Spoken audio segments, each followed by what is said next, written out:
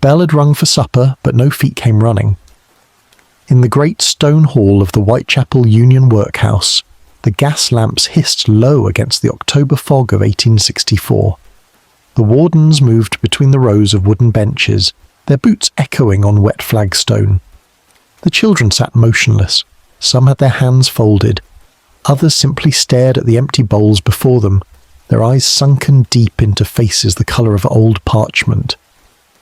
Outside, the Thames churned black beneath the city. Inside, the air smelled of carbolic soap and something else, something sweet and rotting that no amount of lime could hide. The master of the workhouse stood at the far end of the hall, ledger in hand, watching the gaunt procession. His breath formed small clouds in the cold. Behind him, in the infirmary wing, the physician had ceased his rounds. There were too many now. The list had grown too long. In the women's ward, a mother pressed her palm against the forehead of her daughter. The skin was cold. The small chest no longer rose. And in the silence that followed, London continued its evening.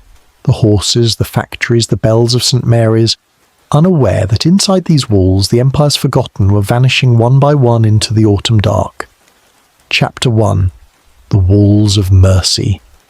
Good evening, and welcome to the Bedside Historian.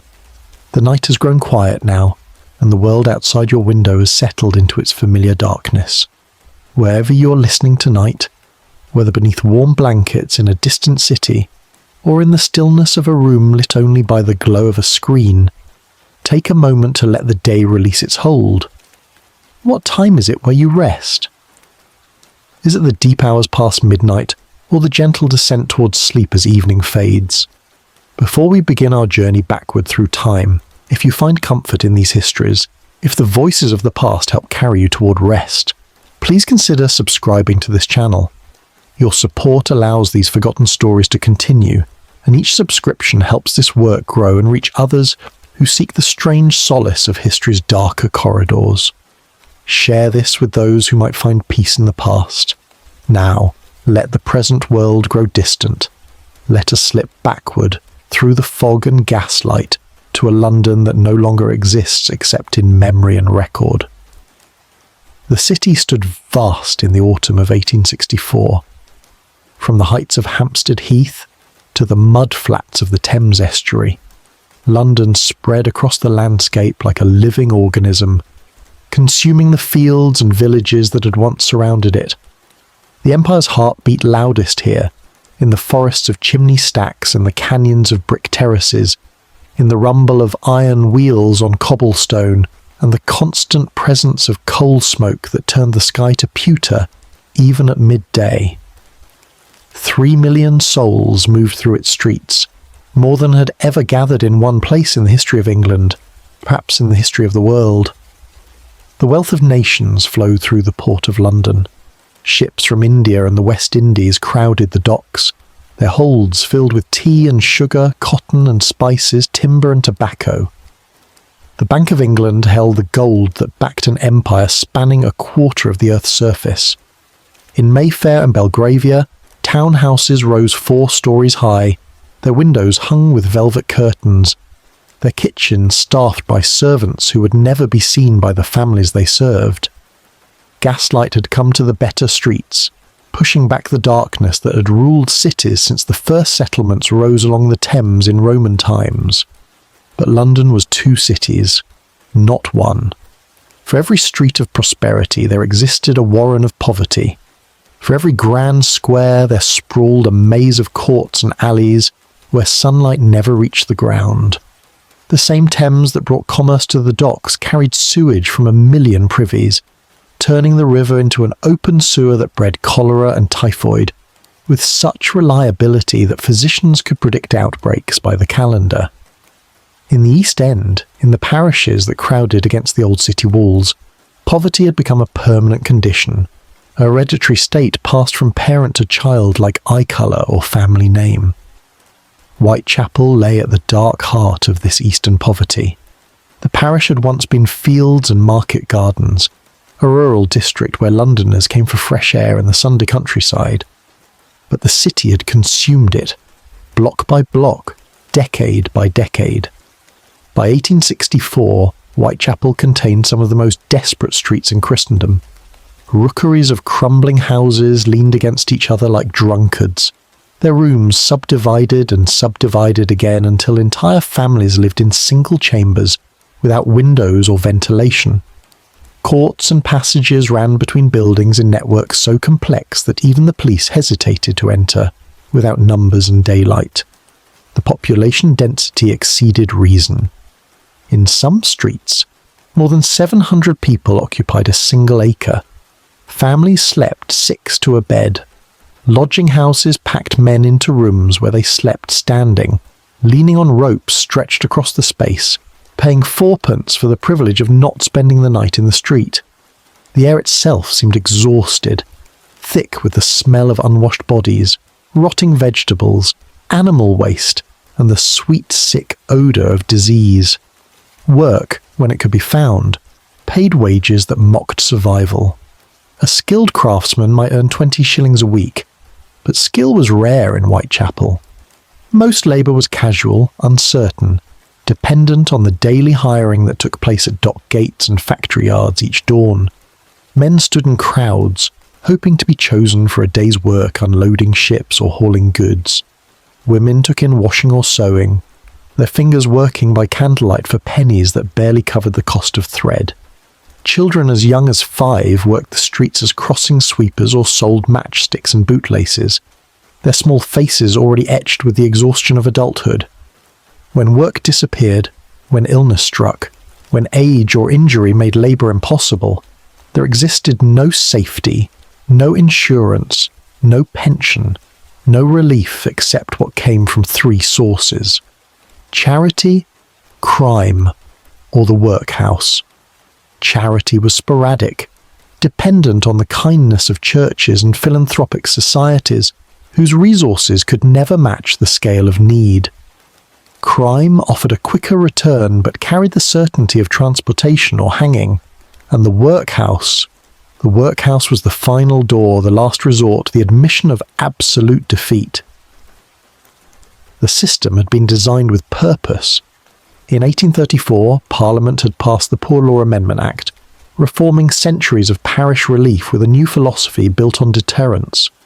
The old system, the Act's architects argued, had encouraged idleness by making poverty comfortable. Men preferred parish handouts to honest labour. Women bore children they could not support because the parish would feed them. The solution was to make relief so unpleasant, so degrading, so removed from the ordinary comforts of life that only the truly desperate would seek it. Thus, the workhouse. Each union of parishes was required to build one, a substantial stone structure where the poor could be housed, fed, and set to work. But the conditions inside were to be deliberately harsh, designed to be less eligible, less desirable than even the worst circumstances outside. Families would be separated immediately upon entry. Husbands would be parted from wives, mothers from children. The able-bodied would work long hours at purposeless tasks. The diet would be plain and minimal, calculated to sustain life but offer no pleasure. The routine would be rigid, governed by bells and regulations that controlled every hour from rising to sleep. The Whitechapel Union Workhouse stood on Baker's Row, a grim fortress of yellow brick that rose 4 stories above the surrounding tenements. Its walls enclosed several acres, containing separate wards for men, women, children, the infirm and the insane. The windows were barred. The gates were locked at night. Once inside, inmates could not leave without permission from the master, and permission was rarely granted. The workhouse was not a prison in law, but in practice it differed little from one. The governance of the workhouse fell to the Board of Guardians, local men elected by property owners to manage the relief of their parish poor. These were typically shopkeepers, merchants, small businessmen, men of modest means who viewed the poor rates they paid as a burden and the paupers themselves as moral failures.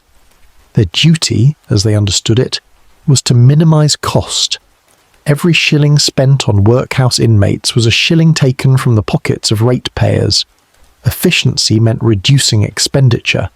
Economy meant cutting rations. The master of the workhouse answered to the guardians. He lived on the premises with his family, occupying comfortable quarters while overseeing the institution's daily operations. His salary depended on keeping costs low. His reputation among the guardians rose with every reduction in the weekly bills for food, fuel, and supplies. The incentives aligned toward parsimony, toward treating the inmates not as unfortunate human beings deserving compassion, but as units of expense to be minimized. Beneath the master worked the porter, the matron, the schoolmaster, the chaplain, and various wardens and attendants. These positions were poorly paid and attracted individuals whose opportunities in the wider world were limited. Some possessed genuine Christian charity and tried to soften the system's cruelties. Others enforced the rules with enthusiasm, finding in their authority over the powerless a compensation for their own low status. The workhouse staff existed in a strange position, supervising the destitute while being only marginally less poor themselves. The inmates numbered in the hundreds. At any given time, the Whitechapel Union Workhouse held between 800 and 1,000 souls. They entered through the receiving ward where their possessions were taken, their clothes exchanged for workhouse uniform, their hair cropped short to prevent lice. They were bathed in cold water, examined by the workhouse physician, and assigned to their respective wards based on age, sex, and physical condition. The elderly men shuffled to the aged male ward, where they sat on benches and picked oakum, unravelling old rope into fibres that could be sold to shipyards for caulking. The work destroyed fingernails and made hands bleed, but it was considered suitable for those too old for harder labour. The able-bodied men were sent to break stones in the yard, smashing granite into gravel for road repair, swinging hammers hour after hour in rain and cold and summer heat. Women were separated similarly. The old picked oakum alongside the men. The younger worked in the laundry, standing over boiling coppers of water, scrubbing sheets and clothing until their hands were raw and their backs bent. Pregnant women and nursing mothers occupied a separate ward, though their rations were scarcely increased to account for their condition. The sick lay in the infirmary, often 3 to a bed, attended by a physician who visited twice weekly if the guardians authorised the expense. The children were perhaps the workhouse's greatest tragedy. They had committed no sin except being born to parents who could not keep them. Orphans, abandoned infants, children whose mothers or fathers had died. They entered the workhouse as dependents and often remained for years, raised within its walls, educated in its Spartan schoolroom, trained in oakum picking and stone breaking as preparation for lives of labour that many would not survive to undertake. In the nursery, babies lay in wooden cribs, attended by pauper women whose own children had been taken to other wards. The infant mortality rate in workhouses exceeded even the terrible standards of the slums outside. Diseases spread quickly in the crowded nurseries. Cholera, measles, scarlet fever, whooping cough. They swept through the wards like wildfire, leaving small bodies to be wrapped in shrouds and buried in unmarked graves in the workhouse cemetery. The children who survived infancy moved to the children's ward at age 2 or 3. Here they learned the workhouse routine. They rose at 6 to the sound of the bell. They filed to the dining hall for breakfast. They attended school for a few hours, learning basic letters and scripture.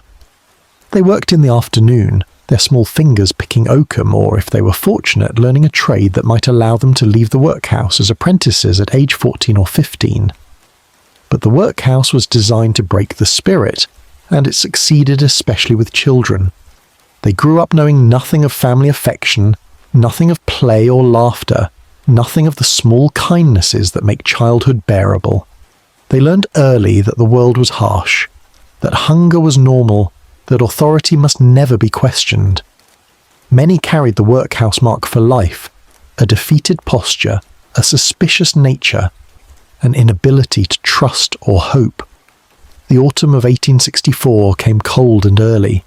September had brought rain and fog, and October continued wet. The workhouse halls were unheated except in the infirmary, and even there the fires were banked low to save coal. The children shivered in their thin workhouse uniforms. The elderly huddled on benches. their breath visible in the cold air. And in the kitchen, where the daily rations were measured and prepared, the scales showed portions growing steadily smaller as the guardians sought new economies in an institution already starved of everything except suffering. Chapter 2. The Hungry Mile. The streets that led to Baker's Row had earned their own geography in the minds of Whitechapel's poor. This was the hungry mile, the final walk, the path taken only when every other door had closed. A man might resist for months, working when he could find it, begging when he could not, sleeping in doorways or under bridges, eating scraps scavenged from market refuse. A woman might pawn her wedding ring, her shawl, her shoes, selling everything she possessed before admitting defeat. But eventually, when the cold became unbearable, or sickness made standing impossible, they came to the workhouse gates. The catchment area of the Whitechapel Union extended across multiple parishes. Whitechapel itself was joined administratively with St Mary Matfillan, Mile End Old Town, and parts of Spitalfields, creating a union responsible for perhaps 70,000 souls, living in some of London's most desperate conditions. Each parish maintained its own relieving officer, a functionary whose job was to assess applicants for relief and determine whether they qualified for outdoor relief, small payments of money or food that allowed the poor to remain in their homes, or whether they must enter the workhouse. The laws governing relief had been tightened repeatedly since 1834.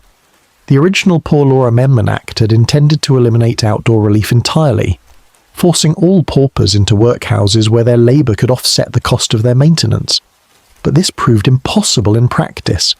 The aged and infirm could not work enough to justify their keep. Children cost more to house than to feed at home. The expense of building and maintaining workhouses for all the poor would have bankrupted the parishes, so outdoor relief persisted, granted grudgingly in small amounts to those deemed deserving.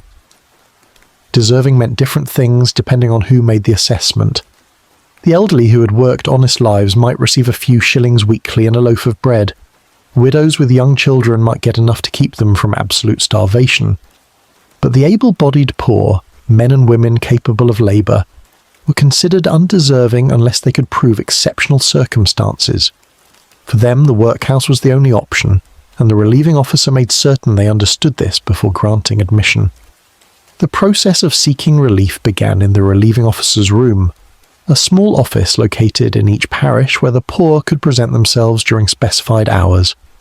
Men and women waited in queues that stretched down the street, standing in rain or cold, clutching infants or supporting elderly parents, hoping to state their case before the officer's patience expired. The officers were not deliberately cruel, most of them, but they had heard every possible story of misfortune and had learned to distrust them all. Beggars lied. The poor exaggerated their suffering. Everyone claimed to be deserving. The officer asked questions designed to reveal fraud. Where had the applicant last worked? Why had they left that employment? Did they have family who could support them? Had they sold all their possessions? The interrogation was thorough and humiliating, conducted in voices loud enough for others in the queue to hear. Privacy was a luxury the poor could not afford. Their poverty became public record, documented in ledgers that tracked every shilling dispensed and every name entered on the relief rolls. For those directed to the workhouse, the officer provided a ticket, a small printed form that authorised admission. The ticket specified which workhouse the applicant should attend and listed the names of all family members to be admitted. A man bringing his wife and 3 children would receive a single ticket for 5 persons. A widow with an infant would receive a ticket for 2. The tickets were not transferable and expired after a specified time, usually within days of issue. The poor were expected to proceed directly to the workhouse without delay. The walk to Baker's Row took different routes depending on which parish one started from. From Spitalfields it meant walking south past the dark hulk of Christchurch, through streets where Huguenot silk weavers had once prospered but now stood empty, past the market where rotting vegetables and fish heads littered the gutters. From Mile End, the route led west along Whitechapel Road. past the London hospital, where the sick poor could sometimes find treatment if they could prove settlement in the parish, past gin shops and pawnbrokers that clustered around every corner. Families made this walk together for the last time. A husband and wife walked side by side, knowing they would be separated within the hour. Mothers carried infants who would be taken to the nursery, while older children were sent to the children's ward. The elderly were often brought by their adult children, delivered to the workhouse like unwanted parcels when age or infirmity made them burdens their families could no longer bear. The shame of it showed in their faces, in the way they avoided eye contact with passers-by, in the defeated shuffle of their gait. The gates of the workhouse opened onto a courtyard paved with stone. A porter stood watch, examining the admission tickets, checking names against lists, directing each arrival to the receiving ward. The porter's lodge contained a bell that could summon help if applicants became unruly, though resistance was rare. By the time people reached the workhouse gates, they had exhausted resistance along with everything else. The receiving ward occupied the ground floor near the entrance. Here, the process of admission transformed free citizens into workhouse inmates. Men were separated from women immediately. The married protested sometimes, asking to say goodbye, but the rule was inflexible. Husbands were taken to the men's receiving room, wives to the women's. Children over 2 years old were separated from both parents. Only nursing infants remained with their mothers, and even they would be taken to the nursery once weaned. In the receiving rooms, the newly admitted removed their own clothing and placed it in labelled bags. The clothes would be stored in the workhouse warehouse, returned only when an inmate received permission to leave. In exchange, they received workhouse uniform, rough cotton for summer, scratchy wool for winter, all dyed the same dull grey that marked paupers as surely as a brand.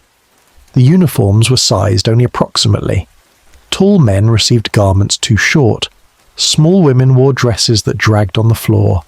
Children inherited uniforms from those who had died or been discharged, wearing clothes that smelled of strangers and carbolic soap. The bathing that followed was cold and cursory. Large tubs of water stood in the receiving ward, changed perhaps once daily, used by dozens of people. The water was grey with dirt and body oils by afternoon. Attendants provided harsh soap that stripped the skin and burned in cuts or sores. Hair was inspected for lice and vermin, then cut short regardless of what was found. Women lost their hair to scissors that showed no mercy. Children emerged from the receiving ward looking like convicts, their heads shorn to stubble, their faces pale with shock. The workhouse physician conducted examinations in a small room adjacent to the receiving ward. His job was to identify the sick who should be sent to the infirmary, the insane who needed the lunatic ward, and the able-bodied who could work. The examinations were brief. Dozens of people needed assessment, and the physician had other duties. He looked at tongues, felt pulses, asked about symptoms. Those with fevers went to the infirmary. Those with obvious disabilities were classified as infirm. Everyone else was declared able-bodied and assigned to labour. Classification determined everything in the workhouse. The able-bodied received the smallest rations and were expected to work the longest hours. The infirm received slightly more food and lighter work. The sick in the infirmary theoretically received better diet, though in practice the difference was marginal. Children were classified by age, with different dietary scales and work assignments for those under 7, between 7 and 14, and above 14. The elderly over 60 were considered aged and excused from the hardest labour, though they still picked oakum for hours each day. Once classified, bathed, clothed and examined, the inmates were led to their respective wards. The men's able-bodied ward occupied the north wing of the building. The women's ward was in the south wing. Children went to dormitories on the upper floors. The aged and infirm had their own sections. The geography of the workhouse enforced separation. A woman in the south wing could not communicate with her husband in the north wing, except during chapel services on Sunday, when the entire workhouse assembled for worship, but sat in sections that prevented conversation. The wards themselves were large rooms lined with wooden benches and tables. Sleeping occurred in dormitories attached to each ward, rooms containing iron bedsteads arranged in rows so close together that there was barely space to walk between them. Each bed held a thin mattress stuffed with straw, a single blanket and no pillow. In winter, inmates slept fully clothed, huddling under inadequate covers that did nothing to stop the cold that radiated from stone walls and floors. The daily routine began before dawn. A bell rang at 5:30 in summer, 6 in winter. Inmates rose, folded their blankets, and filed to the dining hall for breakfast. After breakfast came work, stone breaking for the able-bodied men, oakum picking for the aged and infirm, laundry for the women, school and work for the children. Dinner was at noon, more work until 6, then supper and evening chapel, before the final bell at 8 sent everyone to their dormitories. The silence of the workhouse was enforced by regulation and broken only by bells. Conversation during meals was forbidden. Talking during work hours earned punishment. Even in the dormitories after lights out, speaking above a whisper brought reprimand from the night watchman. The masters believed that silence prevented conspiracy and complaint, that it kept inmates focused on their own failings rather than the failures of the system that confined them. Letters from the outside world were rare and monitored. Visitors were permitted on specific days, but only in designated rooms under supervision. Inmates could not leave the workhouse grounds without permission, and permission required approval from the master and often from the Board of Guardians as well. Even attending a family funeral outside the workhouse walls required formal application, and such requests were routinely denied. The workhouse existed as a sealed world, cut off from the life of the city beyond its walls. The psychological effect of this confinement broke many who entered. Strong men lost the will to resist. Women became hollow-eyed and silent. Children forgot what it meant to play or laugh. The workhouse inflicted a peculiar kind of death, not of the body, though that often followed, but of the spirit, the will, the sense of self that makes human life more than mere biological persistence. People who had fought poverty for years surrendered within weeks of entering. They became compliant, passive, accepting, their faces taking on the particular blank expression that marked long-term inmates. And yet still they came. October of 1864 saw the usual influx of applicants at the relieving officers' rooms. The economic downturn that had begun the previous year continued. Unemployment in the docks remained high. The building trades had slowed with the approach of winter. Women who survived on needlework found less work as households reduced their expenses. The charities that operated soup kitchens and distributed bread could not keep pace with demand. So the hungry mile saw its familiar traffic, the defeated, the desperate, the dying, making their way to the workhouse gates with admission, tickets clutched in cold hands and the knowledge that entering meant abandoning almost everything that made life worth living. The porter rang his bell, the gates opened, and the workhouse swallowed them one by one, family after family, week after week, until the wards were crowded beyond capacity and the guardians began discussing how to reduce costs in an institution already operating at the bare minimum of human endurance. From Chapter 3, The Daily Ration. The kitchen of the Whitechapel Union Workhouse stood at the building's heart, a vast stone chamber dominated by iron coppers, where water boiled day and night. The ceiling rose 2 stories high, blackened by decades of smoke and steam. The floor was laid with flagstones worn smooth by countless feet, slick with grease and moisture that no amount of scrubbing could fully remove. Here the daily rations were prepared according to dietary scales established by the Poor Law Board and interpreted by the local Board of Guardians with a parsimony that reduced sustenance to its absolute minimum. The dietary scales existed in official documents, printed tables that specified the quantities of bread, meat, potatoes, gruel, and other foodstuffs to be provided to each class of inmate. These tables had been calculated by bureaucrats and physicians who believed they had determined the minimum nutrition necessary to sustain life without providing comfort. The scales varied by classification. The able-bodied received less than the aged. Men received more than women. Children's portions increased with age but never approached adequacy for growing bodies. For breakfast, the able-bodied men received 6 ounces of bread and 1.5 pints of gruel. The gruel was oatmeal boiled in water with no milk, no sugar, no salt to make it palatable. The bread was made from the cheapest flour, often adulterated with alum to make it appear whiter, sometimes containing sawdust or ground beans to extend the expensive wheat. The 6 ounces measured perhaps 3 slices, enough to fill the hand but not the stomach. The gruel arrived lukewarm in tin cups, a grey paste that smelled faintly sour and tasted of nothing. Women received 5 ounces of bread instead of 6. Their gruel portion matched the men's, a curious equality in deprivation. Children under 9 received 4 ounces of bread and a pint of gruel. Infants in the nursery received milk when available, but the milk was often watered down, stretched thin to reduce cost, delivered to cribs in bottles that were rinsed but not sterilised, spreading disease along with inadequate nutrition.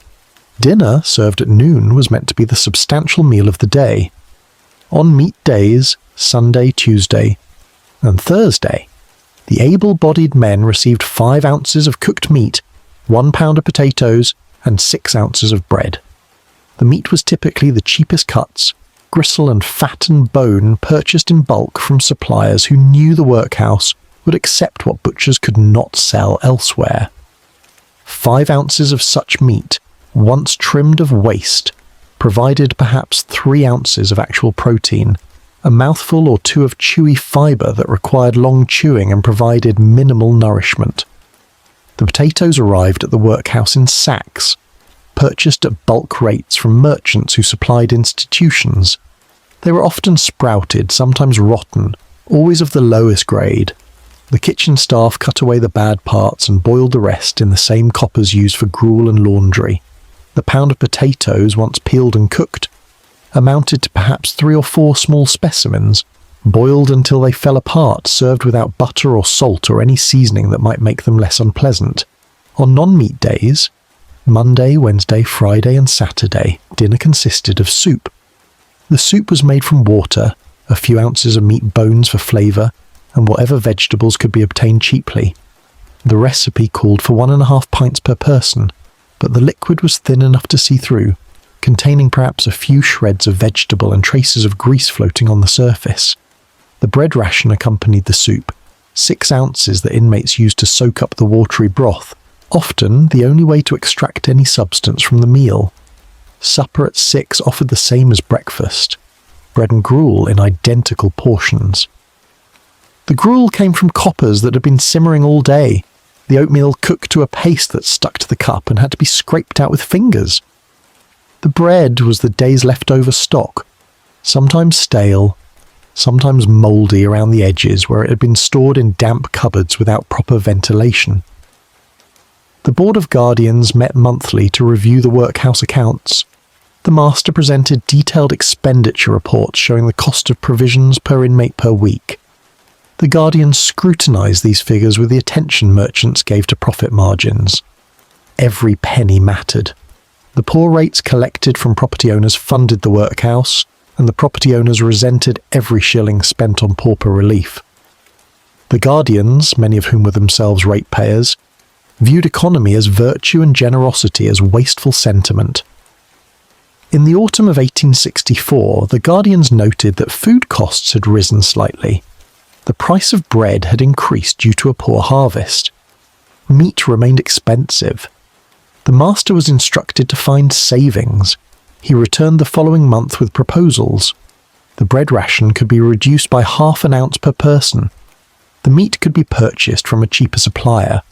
The potatoes could be bought in large quantities at reduced rates, accepting lower quality in exchange for lower cost.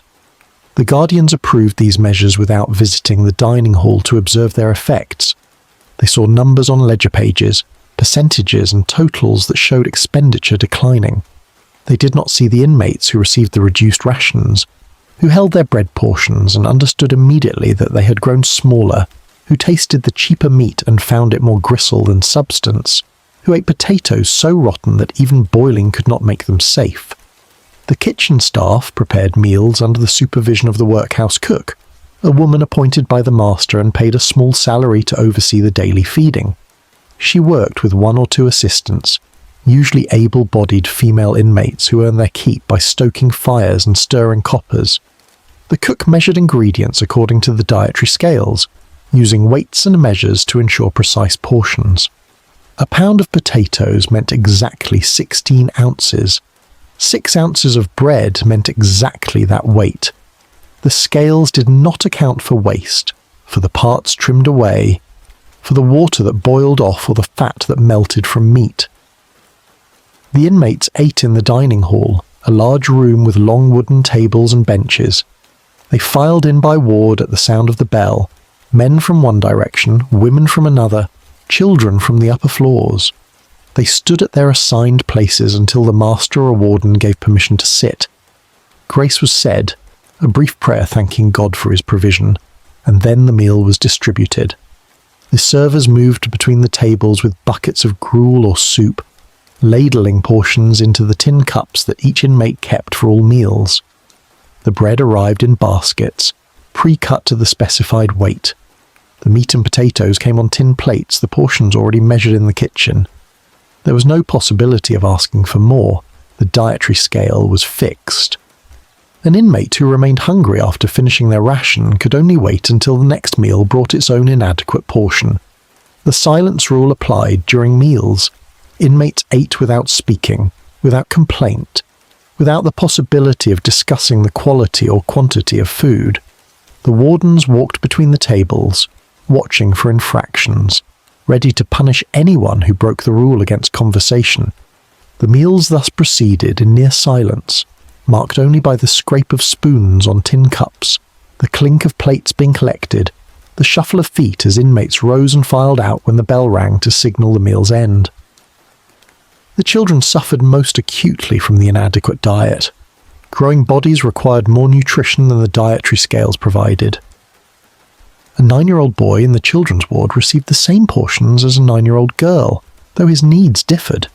Both received less than they required. Their breakfast bread barely broke their overnight fast. Their dinner, whether meat or soup, left them hungry within hours. Their supper provided nothing that could sustain them through the long night until morning bell. The children's bodies adapted to chronic hunger in ways visible to anyone who looked. Their growth slowed. Their frames remained small, underdeveloped, thin in ways that could not be explained by natural variation. Their cheeks hollowed. Their ribs showed through the thin workhouse uniforms. Their limbs were sticks, their joints prominent, their skin stretched tight over bones that showed too clearly beneath. The medical consequences appeared gradually. Scurvy developed in children who received no fresh fruit or vegetables, their gums bleeding, their teeth loosening. Rickets bent their legs, the bones softening from lack of proper nutrition, creating bow-legged children who would carry the deformity into adulthood if they survived that long. Anemia made them pale and weak, unable to perform the work assigned to them, earning punishment for laziness when their bodies simply lacked the energy to function. The elderly fared little better. Their rations exceeded the children's but still fell short of adequacy. The aged men and women in the workhouse had worked hard lives, their bodies already worn by decades of labour and poverty.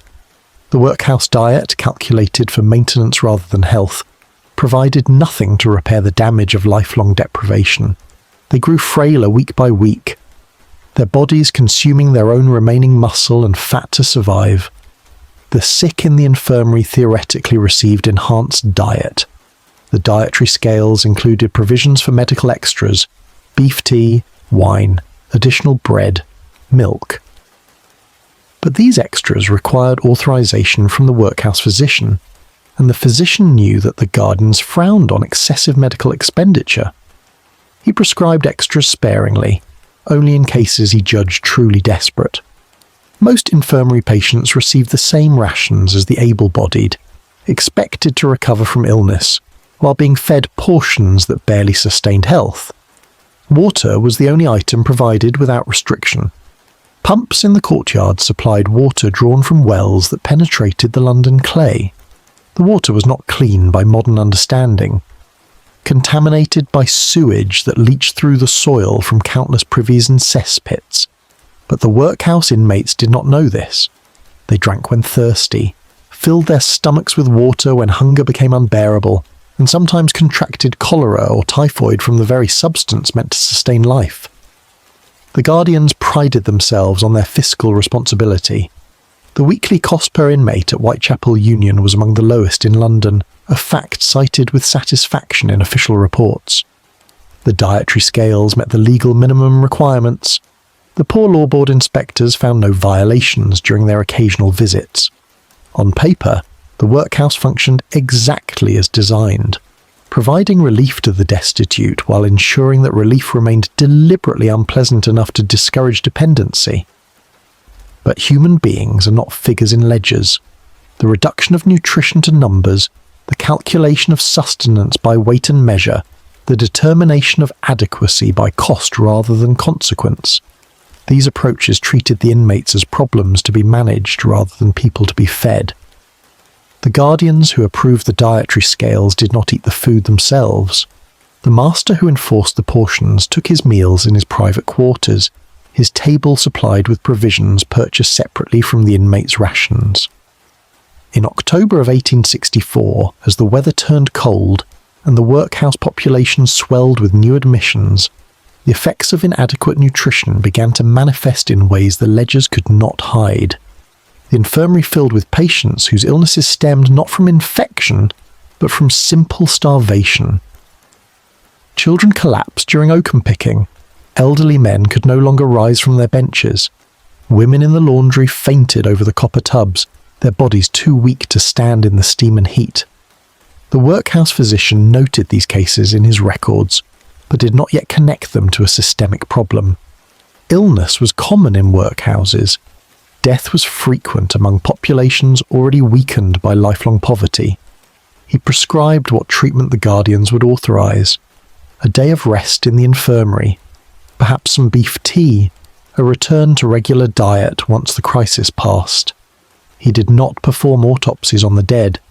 He signed death certificates listing pneumonia, fever, natural causes, old age. The true cause, slow starvation disguised as economy, remained invisible to those who refused to see. In Chapter 4, The Children's Ward, the upper floors of the workhouse belonged to the children. Here the youngest inmates of Whitechapel Union lived their days in rooms that smelled of carbolic soap and damp wool, in air that never seemed quite warm enough, in the company of dozens of others who shared their abandonment but not their grief. The children's wards occupied both sides of the building's third story, divided by sex as all workhouse accommodations were divided, separating brothers from sisters with the same ruthless efficiency that separated husbands from wives. The boys' ward contained 60 beds arranged in 3 rows, each bed a narrow iron frame with a thin mattress and a single grey blanket. The beds stood so close together that a child could reach out at night and touch the next bed on either side. The floor was bare wood, swept daily by the older boys whose task it was to maintain cleanliness. The windows set high in the walls admitted grey London light but offered no view except sky, denying the children any sight of the streets they had left behind. The girls' ward mirrored the boys in every particular. 60 beds, 3 rows, the same iron frames, the same inadequate bedding. A matron supervised both wards, a woman appointed to oversee the children's welfare, but given neither resources nor authority to provide anything beyond basic surveillance. She ensured the children rose at the proper hour, that they filed to meals in orderly lines, that they worked their assigned tasks without complaint. Kindness was not forbidden, but neither was it encouraged. The workhouse philosophy held that sympathy for pauper children created dependency, that what they needed was discipline and training for lives of honest labour. The children ranged in age from 2 to 14 years. At 2, they were taken from their mothers if their mothers were still alive and in the workhouse. Until that age, Infants remained in the nursery where pauper women supervised them with more patience than skill. But at 2, the separation was absolute. A mother in the women's ward could not visit her child in the children's ward except during chapel services on Sunday, when all inmates assembled but were forbidden to speak. The youngest children arrived in the ward with no understanding of their circumstances. They cried for mothers who did not come.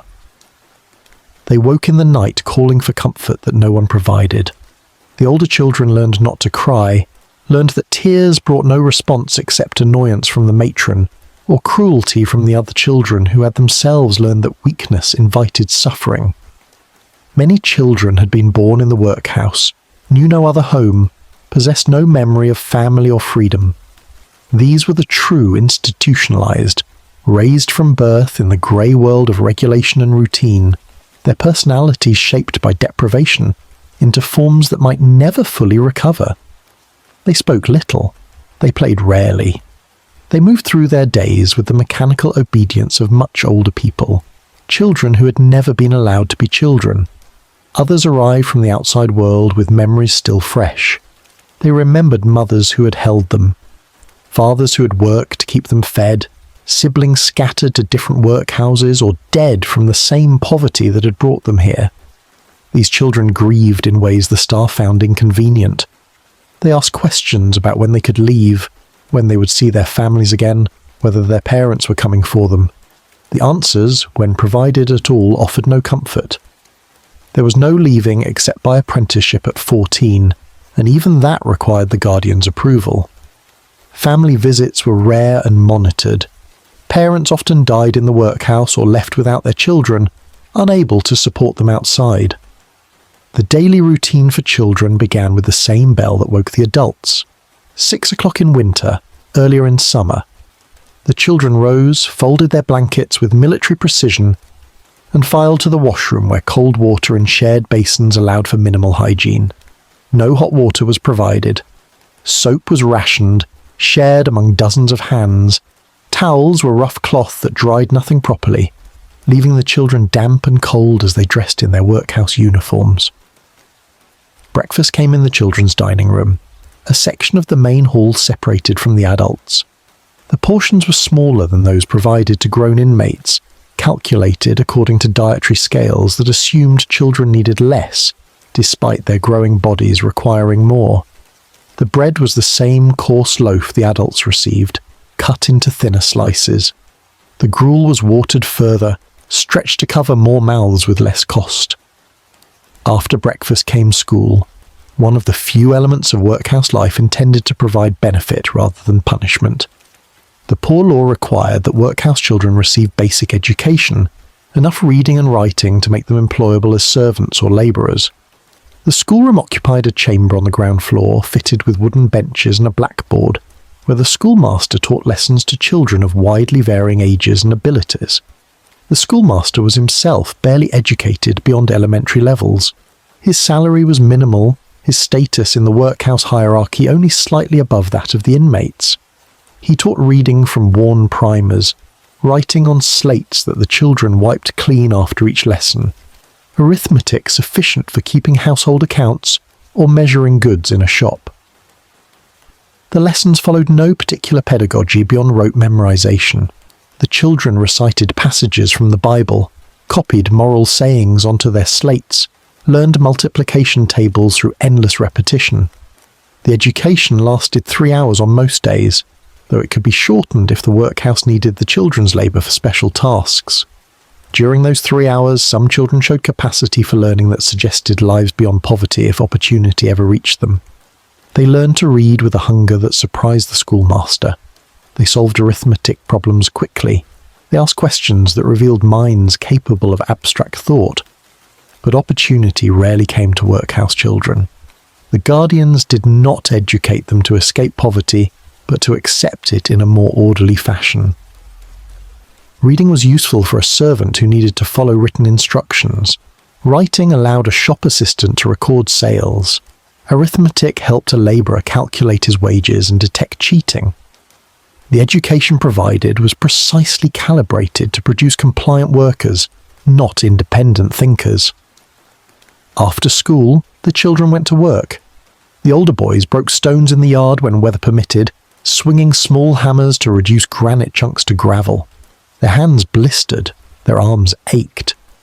The work served no particular purpose beyond keeping them occupied and teaching them that labour was constant, that idleness would not be tolerated, that their bodies existed to produce value for others. The younger boys and all the girls picked oakum. They sat on benches in the oakum room, each child given a length of old rope to unravel. The rope was tarred and stiff, resistant to small fingers. The work required pulling apart each strand of hemp, separating the fibres until the rope became loose material that could be sold to shipyards. The tar blackened their fingers.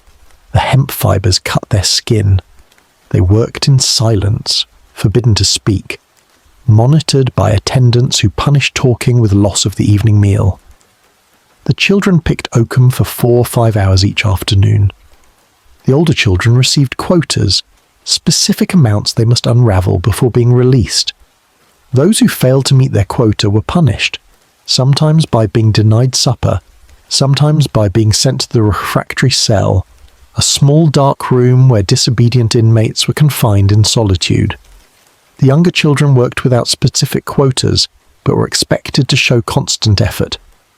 Their small fingers working until the bell rang to signal the end of the workday. The physical toll on growing bodies was severe. Children developed repetitive strain injuries in their hands and wrists. Their spines curved from hours of bending over their work. Their eyes strained in the dim light of rooms lit only by high windows. But these consequences emerged slowly, over months and years, and the guardians who approved the work assignments never saw them. The children who emerged from workhouses were often stunted, their growth interrupted, their bodies marked by the labour that had consumed their youth. The social education the children received was darker than anything taught in the schoolroom. They learned that adults could not be trusted, that authority was arbitrary and cruel, that the world offered no safety or kindness.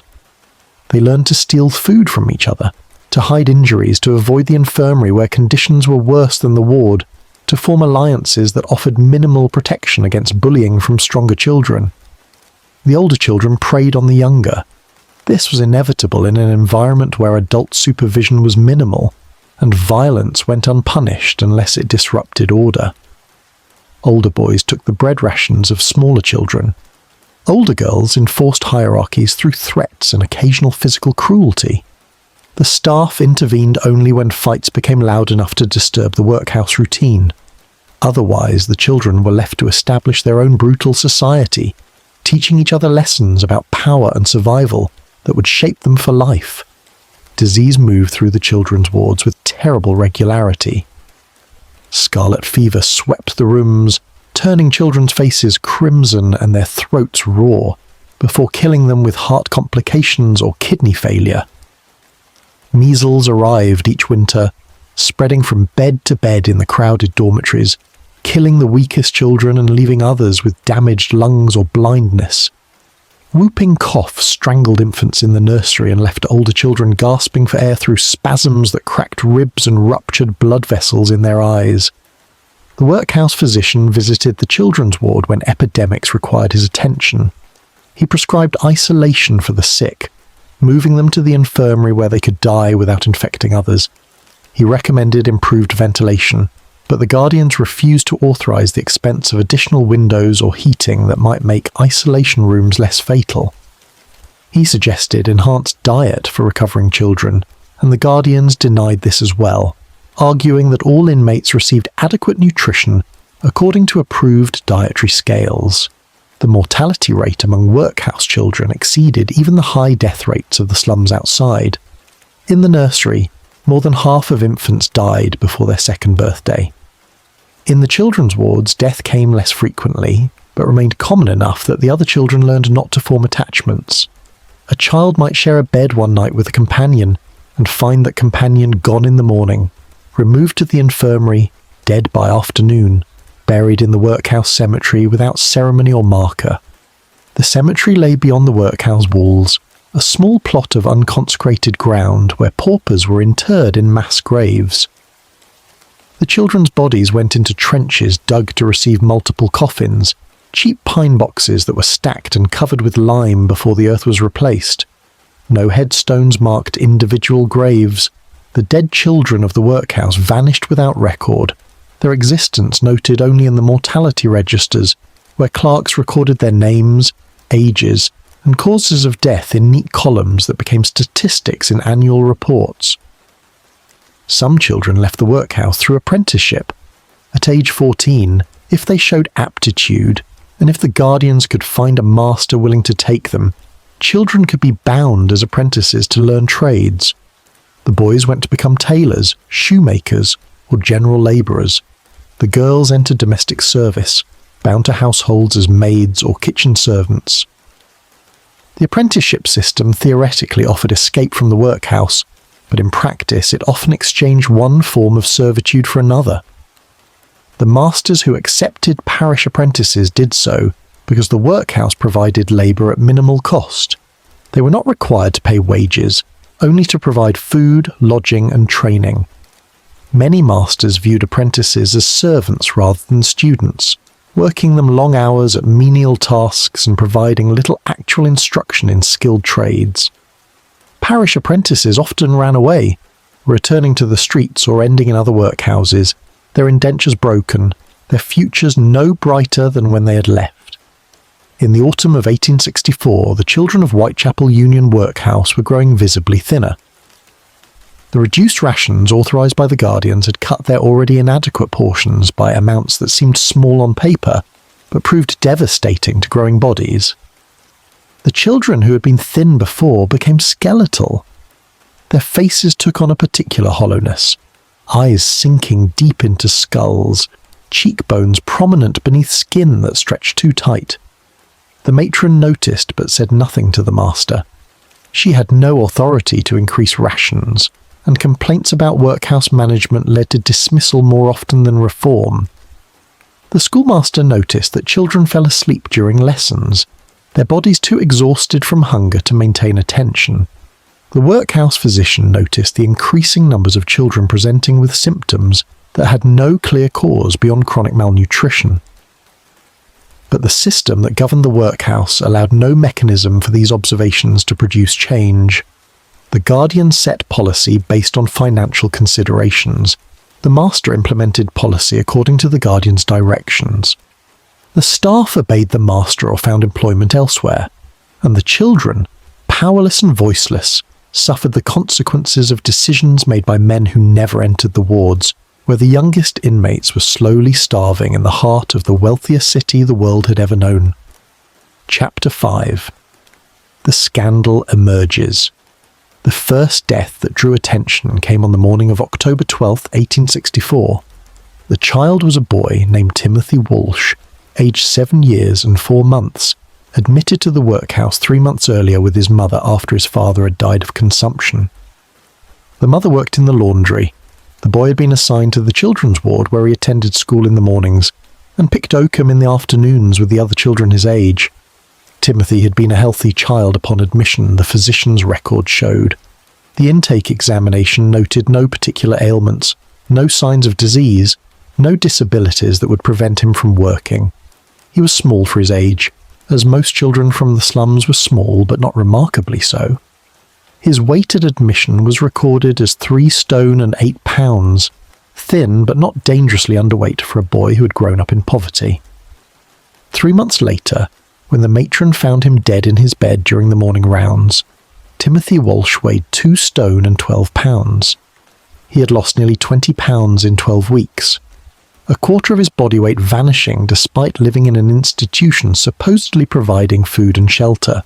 The matron summoned the workhouse physician, who examined the small body and noted the extreme emaciation, the visible ribs, the skeletal limbs, the sunken face that barely resembled the child who had entered in July. The physician signed a death certificate listing the cause as marasmus, a medical term meaning wasting away, a diagnosis that described the symptom rather than the cause. Marasmus could result from many conditions: chronic diarrhea, tuberculosis, cancer, or simple starvation. The physician did not specify which. He noted the death in his register and returned to his other duties. The body was wrapped in a shroud and taken to the mortuary to await burial with the next group of workhouse dead.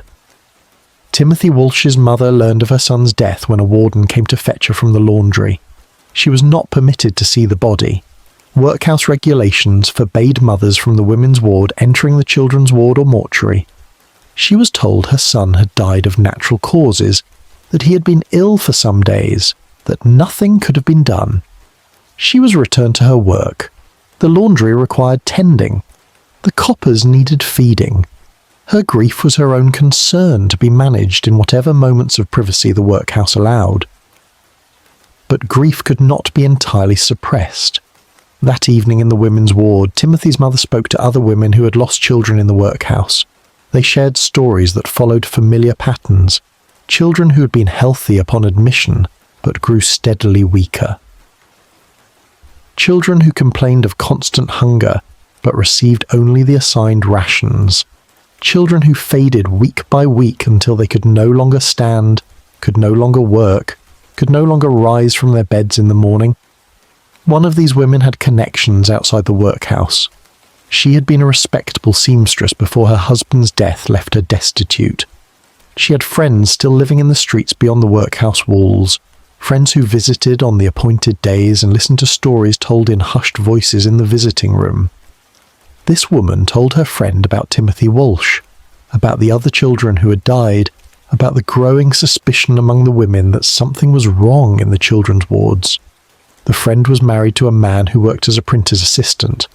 The printer produced job work, handbills, notices, small publications, but also had connections to the newspaper trade. The printer's assistant mentioned the story to a journalist he knew who wrote for one of the penny papers that circulated in the East End. The journalist was young, ambitious, and attracted to stories that revealed official misconduct. He began asking questions. His first visit to the workhouse was official.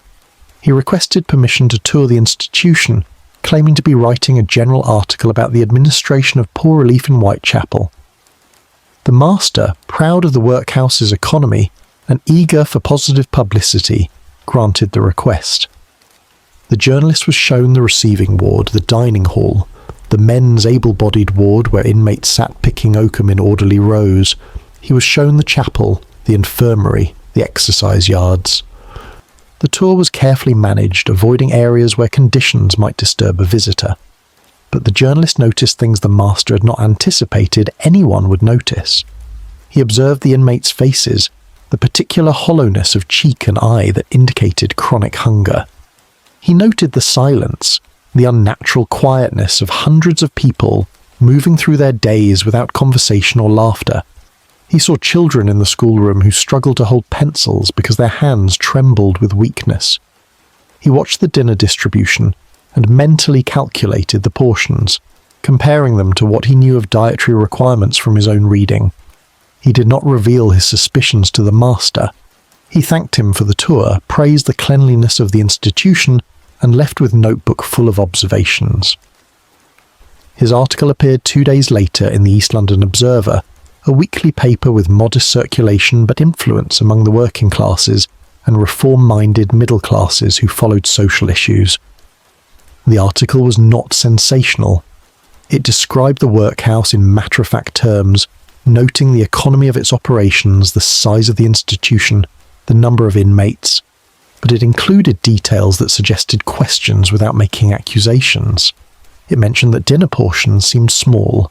It noted that children appeared unusually thin. It observed that the mortality rate, according to the master's own statistics, exceeded the London average even for workhouses. It ended by wondering whether the dietary scales approved by the guardians provided adequate nutrition for growing children.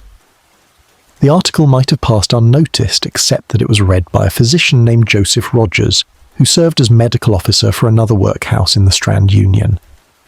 Rogers had been advocating for workhouse reform for years, writing letters to medical journals about the inadequate care provided to pauper patients, arguing that economy should not override medical necessity. He read the article about Whitechapel Union with professional interest. Rogers began corresponding with physicians who had contact with Whitechapel Workhouse. He learned that the workhouse physician there was overworked, responsible for nearly 1,000 inmates, but paid a salary that barely compensated for the time required. He learned that the guardians routinely denied requests for medical extras, that the infirmary lacked basic medicines, that surgical instruments were old and inadequate. He learned about the recent deaths in the children's ward, deaths attributed to marasmus and other vague causes that could mask starvation. In early November, Rogers wrote an article for the medical journal The Lancet. The journal was respected, read by physicians throughout Britain, influential in shaping medical opinion, and occasionally in prompting official investigations. Rogers's article did not name Whitechapel Union specifically, but described conditions in London workhouses generally, using details that anyone familiar with Whitechapel would recognise. He argued that workhouse dietary scales were inadequate, that children particularly suffered from chronic undernutrition, that deaths from starvation were being disguised as deaths from disease. The Lancet published the article in its November 12th edition. The journal had a smaller circulation than popular newspapers, but reached an influential audience. Physicians read it. Members of Parliament read it. Social reformers and members of charitable organisations read it. Within days, Rogers began receiving letters from other medical officers who confirmed his observations, who described similar conditions in their own workhouses, who provided statistics showing mortality rates that suggested systemic problems rather than isolated incidents. The Poor Law Board in London became aware of the article and the discussion it prompted. The board was the central authority overseeing all workhouses in England, responsible for ensuring that local boards of guardians operated within legal parameters. The board had the power to investigate complaints, to order changes in workhouse management, to remove incompetent or cruel masters and guardians. But the board was also committed to economy, to the principle that poor relief should remain deliberately unpleasant, to the belief that too much investigation would undermine local authority and encourage dependency. The board sent a routine inquiry to the Whitechapel Union Board of Guardians, asking them to respond to suggestions that dietary scales at their workhouse might be inadequate. The Guardians responded with detailed financial records showing that expenditure per inmate exceeded the legal minimum, that dietary scales followed approved guidelines, that mortality rates, while somewhat elevated, remained within normal ranges for institutions serving the poorest populations. The response satisfied the Poor Law Board, which closed the inquiry without further investigation. But the story did not end there. Other journalists had taken notice. The Times, London's most influential newspaper, assigned a reporter to investigate workhouse conditions more generally. The reporter visited several workhouses, including Whitechapel, though this time without announcing himself as a journalist. He entered as a visitor, claiming to inquire about admitting a relative, and observed conditions with the eye of someone trained to notice detail.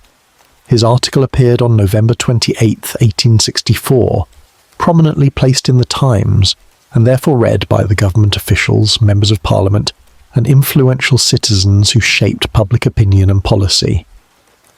The article described Whitechapel Workhouse as representative of a systemic problem. It cited specific examples of inadequate nutrition. It included testimony from former inmates who described constant hunger, from visiting relatives who reported children growing visibly thinner week by week, from medical officers who confirmed that dietary scales provided insufficient nutrition for active children. The article created what modern times would call a scandal, but what in 1864 was termed a public controversy. Letters flooded into newspapers from physicians, clergymen, philanthropists, and ordinary citizens, shocked by descriptions of children starving in institutions funded by public money. The Workhouse Visiting Society, a charitable organisation that sent volunteers to visit workhouse inmates, announced it would investigate conditions at Whitechapel and other London workhouses. Members of Parliament began asking questions during sessions, demanding that the government explain how starvation could occur in institutions designed to prevent it. The Whitechapel Board of Guardians responded defensively.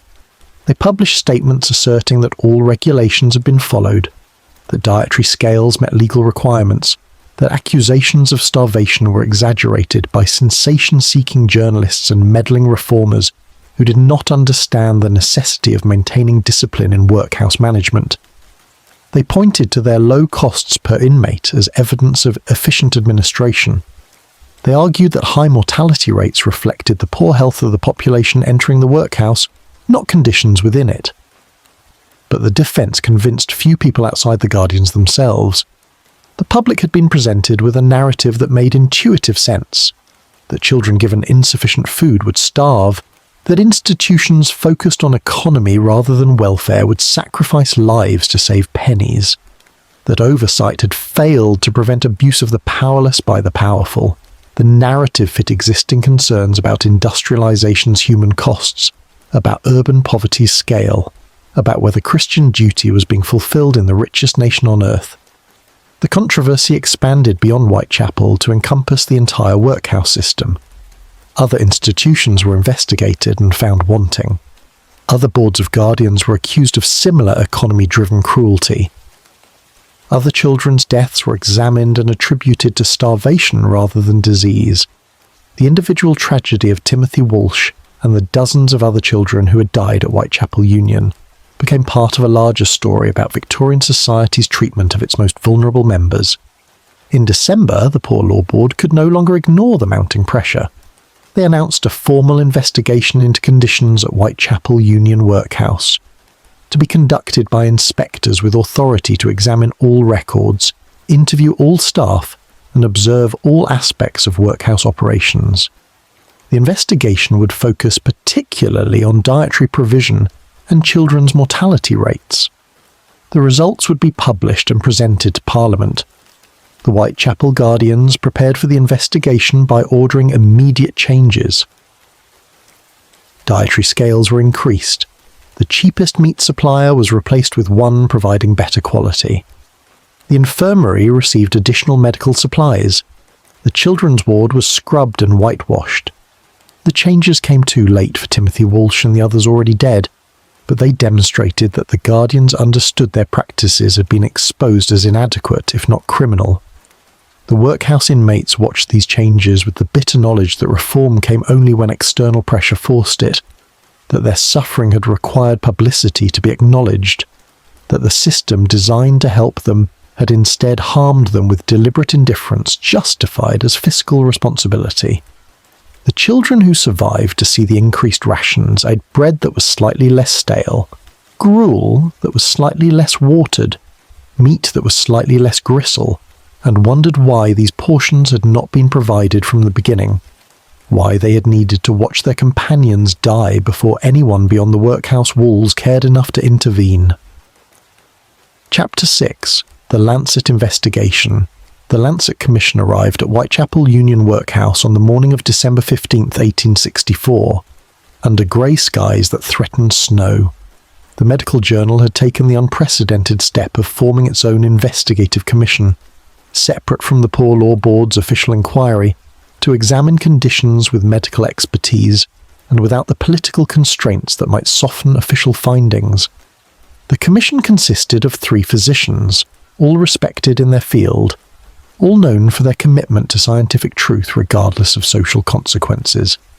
The lead investigator was Dr. Ernest Hart, a surgeon and medical reformer who had written extensively about public health and institutional medicine. He was accompanied by Dr. Henry Bridges, who specialised in nutrition and dietary deficiencies, and Dr. Timothy Holmes, whose expertise in post-mortem examination would prove essential to the investigation's findings. The 3 men carried medical bags, notebooks, and measuring instruments. They had been granted access to all areas of the workhouse by order of the Poor Law Board, which could not refuse cooperation with an investigation that had captured public attention. The master greeted them at the entrance with courtesy that barely masked hostility. He understood that this investigation threatened his position, possibly his livelihood, certainly his reputation. He had prepared extensive documentation, financial records, dietary logs, mortality registers, admission books, all the papers that demonstrated regulatory compliance. He intended to prove that Whitechapel Union had operated within legal parameters, that any problems resulted from the inherent difficulties of managing a population already damaged by poverty rather than from administrative failure. Dr. Hart began with a tour of the entire institution. Unlike the selective tours provided to journalists and casual visitors, this examination was comprehensive and intrusive. The commission entered every ward, every dormitory, every workroom, every corner of the building. They observed the inmates at breakfast, watching the distribution of portions, noting the quantities served, the quality of the bread and gruel. They asked permission to taste the food themselves, an unusual request that the master could not refuse without appearing defensive. The bread was coarse and dry, difficult to swallow without liquid. The gruel was thin and tasteless, a grey paste with the consistency of wallpaper adhesive and even less flavour. Dr. Bridges took samples of both for later chemical analysis, wanting to determine not just quantity but nutritional value. The bread might be adulterated with cheaper substances that added bulk but no nutrition. The gruel might be so watered down that it provided minimal calories despite appearing substantial. After breakfast, the commission proceeded to the children's ward. Here they spent several hours, examining dozens of children with the thoroughness of physicians conducting clinical research. They measured heights and weights, recording figures in notebooks that showed disturbing patterns. The children were uniformly smaller than average for their ages. A 10-year-old boy at Whitechapel stood the height of a typical 7-year-old. An 8-year-old girl weighed less than a healthy 5-year-old. The measurements alone suggested chronic malnutrition, but the physical examinations revealed more specific evidence. Dr. Holmes examined the children's skin, finding it dry and scaling, a sign of vitamin deficiencies. He looked in their mouths and found bleeding gums and loose teeth, classic symptoms of scurvy resulting from lack of fresh fruits or vegetables. He pressed on their legs and felt the soft, bendable bones of rickets, the skeletal system unable to properly calcify without adequate nutrition. The children submitted to these examinations with the passive obedience learned in the workhouse. They did not complain. They answered questions in quiet voices. When asked if they felt hungry, they responded with truth that shocked the investigators. Yes, they were always hungry. The food never filled them. Their stomachs hurt from emptiness. They dreamed about bread and meat. One child, a girl of 9, told Dr. Hart that she thought about food constantly, that sometimes during oakum picking she imagined eating the rope because her hunger was so intense. The commission requested access to the workhouse mortality records. The master provided them, along with his explanation that high death rates among workhouse populations were inevitable, given the poor health of those admitted. The registers showed that in the past 12 months, 63 children had died at Whitechapel Union. The causes listed included marasmus, consumption, fever, convulsions, debility, and various other terms that could encompass many specific conditions. Dr. Holmes asked if post-mortem examinations had been conducted. The master replied that autopsies were performed only when cause of death was unclear or when required by the coroner. In most cases, the workhouse physician determined cause of death based on symptoms before death, and no autopsy was necessary. Dr. Holmes asked to see the infirmary records for children who had died, wanting to examine the documented symptoms and medical treatments provided. The infirmary records revealed a pattern. Children admitted to the infirmary typically showed similar symptoms: extreme weakness, inability to stand or walk, loss of appetite despite previous complaints of hunger, wasting of muscle tissue, low body temperature. The treatments recorded were minimal: rest, beef tea if authorized, occasional brandy for the weakest. Most children died within days or weeks of infirmary admission, their bodies too damaged to recover even with slight improvements in nutrition. The commission asked permission to examine the workhouse cemetery. This unusual request disturbed the master, but he could not refuse. The 3 physicians walked to the burial ground beyond the workhouse walls, where hundreds of paupers lay in unmarked trenches. The winter grass was brown and sparse. No monuments stood to identify individual graves. The only markers were wooden stakes indicating which sections had been filled in which years. Dr. Holmes explained his purpose. He wanted to exhume recently buried children and conduct post-mortem examinations to determine actual causes of death. The master objected strenuously. Such desecration of the dead would create scandal, would distress families, would serve no useful purpose. Dr. Hart replied that the commission had authority from the Poor Law Board to take any necessary steps in their investigation, including autopsies. The truth about what had killed these children could only be established by medical examination, not by review of questionable death certificates. The exhumations took place over 2 days in late December. The winter ground was frozen, making the work difficult. 6 children's bodies were retrieved from graves less than 2 months old. The bodies were taken to a private mortuary where Dr. Holmes could conduct examinations under proper conditions. The master was required to attend as witness, though he stood as far from the examination table as the small room allowed. The first body was that of Timothy Walsh, the 7-year-old boy whose death had first attracted attention. Dr. Holmes unwrapped the shroud and began his examination, dictating observations while Dr. Bridges recorded them in precise medical terminology. The body showed extreme emaciation. The skin was stretched tight over bones. There was no subcutaneous fat anywhere on the body. The muscles had wasted to the point where individual muscle fibers were barely distinguishable. The ribs protruded sharply. The abdomen was concave, sunken between the pelvic bones and rib cage. Dr. Holmes opened the body cavity to examine internal organs. The stomach was small and contracted, containing no food, only a small amount of watery liquid. The intestines were empty and inflamed, showing signs of chronic irritation. The liver was smaller than normal and pale in colour, indicating malfunction. The kidneys showed similar abnormalities. The heart was small but showed no signs of disease. The lungs were clear. There was no evidence of tuberculosis, pneumonia, or any infectious disease that could explain death. The cause of death, Dr. Holmes concluded, was starvation. The body had consumed its own tissue trying to survive, breaking down muscle and organ tissue to provide energy when food intake proved inadequate.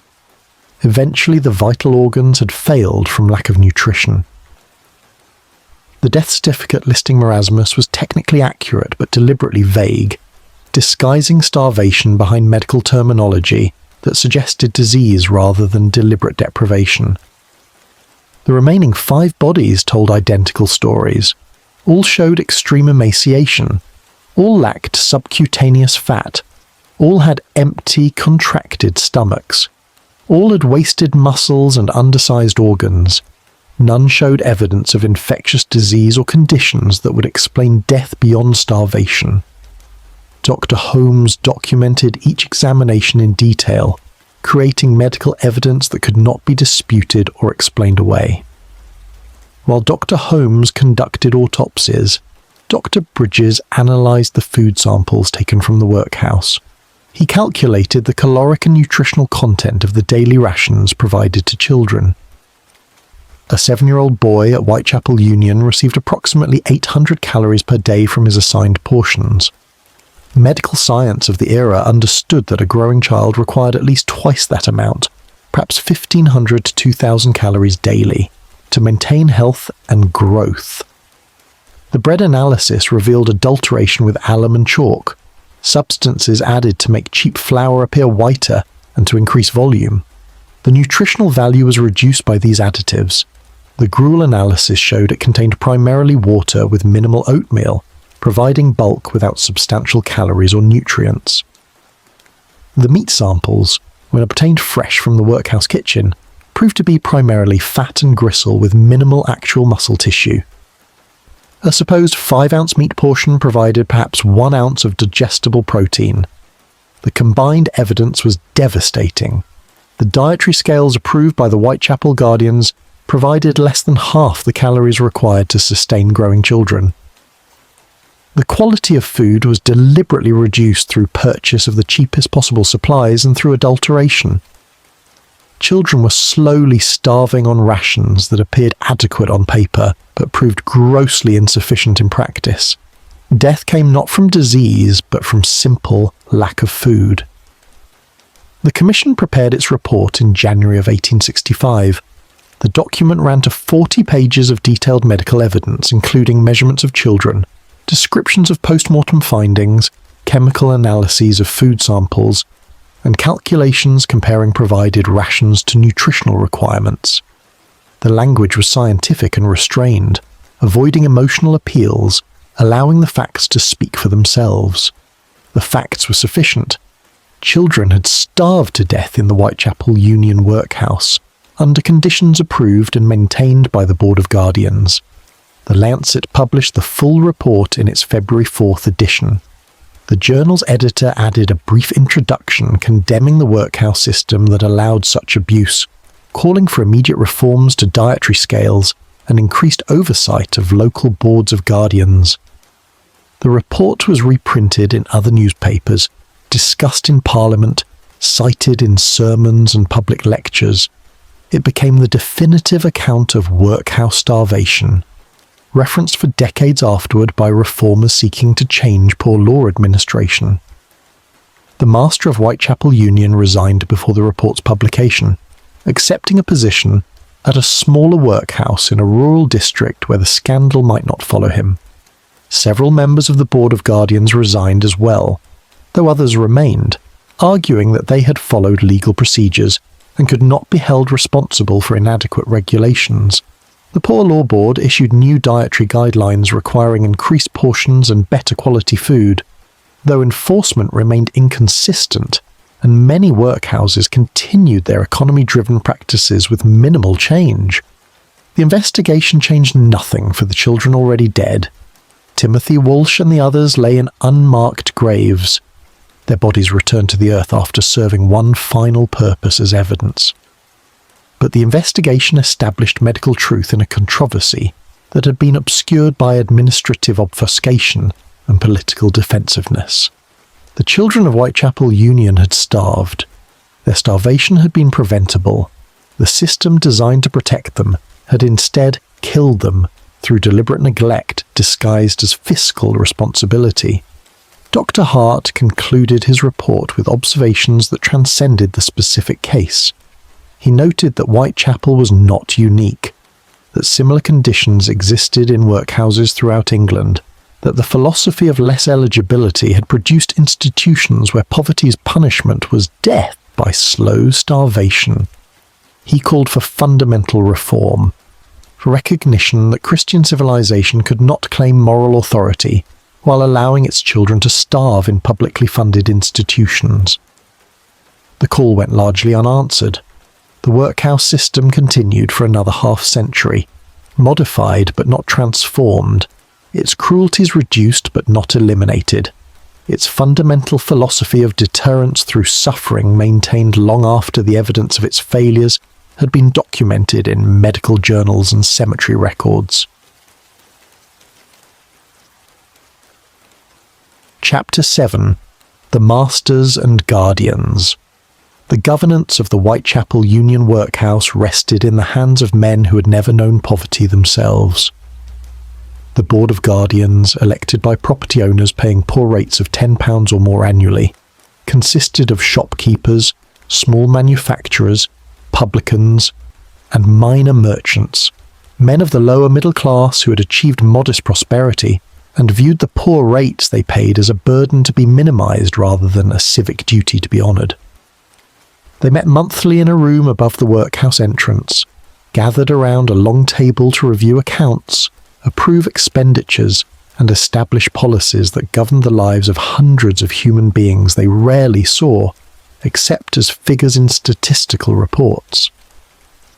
The Guardians numbered 24, representing the various parishes within the Whitechapel Union. Each brought to his position a particular perspective shaped by his own economic interests and social prejudices. A baker who supplied bread to local households resented competing with workhouse labour that produced goods at institutional cost. A publican saw the poor as potential customers whose money would be better spent in his establishment than on relief. A coal merchant viewed workhouse fuel expenses as wasted resources that could instead create profit for private suppliers. These men were not deliberately cruel. Most attended church regularly, considered themselves good Christians, believed in charity toward the deserving poor. But they drew sharp distinctions between the deserving and undeserving, between poverty that resulted from misfortune and poverty that stemmed from moral failure. The able-bodied man without work was suspected of laziness. The woman with children but no husband was presumed immoral. The elderly who had not saved for old age were condemned for improvidence. The workhouse existed to punish these failures while providing minimal survival, deterring others from similar choices through the visible suffering of those who had already fallen. The chairman of the board in 1864 was a man named Herbert Bracebridge, owner of a small factory producing metal fittings for furniture. He had served as guardian for 8 years, rising to chairman through diligent attention to financial matters and reliable support for economy measures. Bracebridge viewed workhouse administration as fundamentally similar to factory management. Labour must be extracted efficiently. Costs must be controlled strictly. Sentiment must not override sound business principles. The poor in the workhouse were units of expense, and like any expense, they should be reduced to the minimum compatible with legal requirements. Bracebridge had approved every reduction in dietary scales implemented during his chairmanship. When the master proposed purchasing cheaper bread from a supplier known to adulterate his flour, Bracebridge supported the change. When medical extras for sick children threatened to exceed budget, Bracebridge instructed the workhouse physician to limit prescriptions to extreme cases only. When heating costs rose during a harsh winter, Bracebridge ordered the fires in the wards banked lower, reasoning that cold was preferable to waste. He never entered the wards himself. His workhouse visits consisted of inspecting the master's office, reviewing financial ledgers, and occasionally touring the grounds without interacting with inmates. He had no direct knowledge of how reduced rations affected children's health, how cold affected the elderly, how inadequate medical care resulted in preventable deaths. He relied on the master's reports, which emphasized compliance with regulations and demonstrated cost savings, but omitted details about human suffering that resulted from those savings. The other guardians followed Bracebridge's lead with varying degrees of enthusiasm. Some were more sympathetic to the inmates' plight, occasionally arguing for increased expenditures or improved conditions. These voices were consistently outvoted by the majority who prioritized economy. A guardian who advocated too strongly for the poor risked being labeled a sentimentalist, unsuitable for the hard decisions required in workhouse administration. Election as guardian required support from ratepayers who judged candidates primarily on their commitment to keeping costs low. The master who served under the guardians was Thomas Catch, a man in his early 50s who had held the position for 6 years. Catch came from a background only slightly more prosperous than the inmates he supervised. He had worked as a clerk in various commercial establishments before obtaining his appointment through connections with one of the guardians. His salary was £60 per year, plus lodging in the master's quarters within the workhouse. It was not generous compensation for work that required constant supervision of hundreds of people, management of staff, maintenance of detailed records, and enforcement of regulations that often proved difficult even for those committed to them. Catch understood that his continued employment depended on satisfying the guardian's expectations. Those expectations were clear: maintain order, control costs, prevent scandal. He achieved the first two objectives through strict discipline and careful economy. The third proved more elusive, but for 6 years he had managed to avoid significant problems that might draw external attention. The deaths in the children's ward troubled him, but they could be attributed to the inherent fragility of pauper children, to diseases that thrived in crowded conditions, to the unfortunate reality that mortality was always high among the poorest populations. When the journalist's first article appeared, Catch felt the tremor of approaching disaster. He assured the guardians that the workhouse operated properly, that all regulations were followed, that the mortality rate, while somewhat elevated, remained within normal ranges for similar institutions.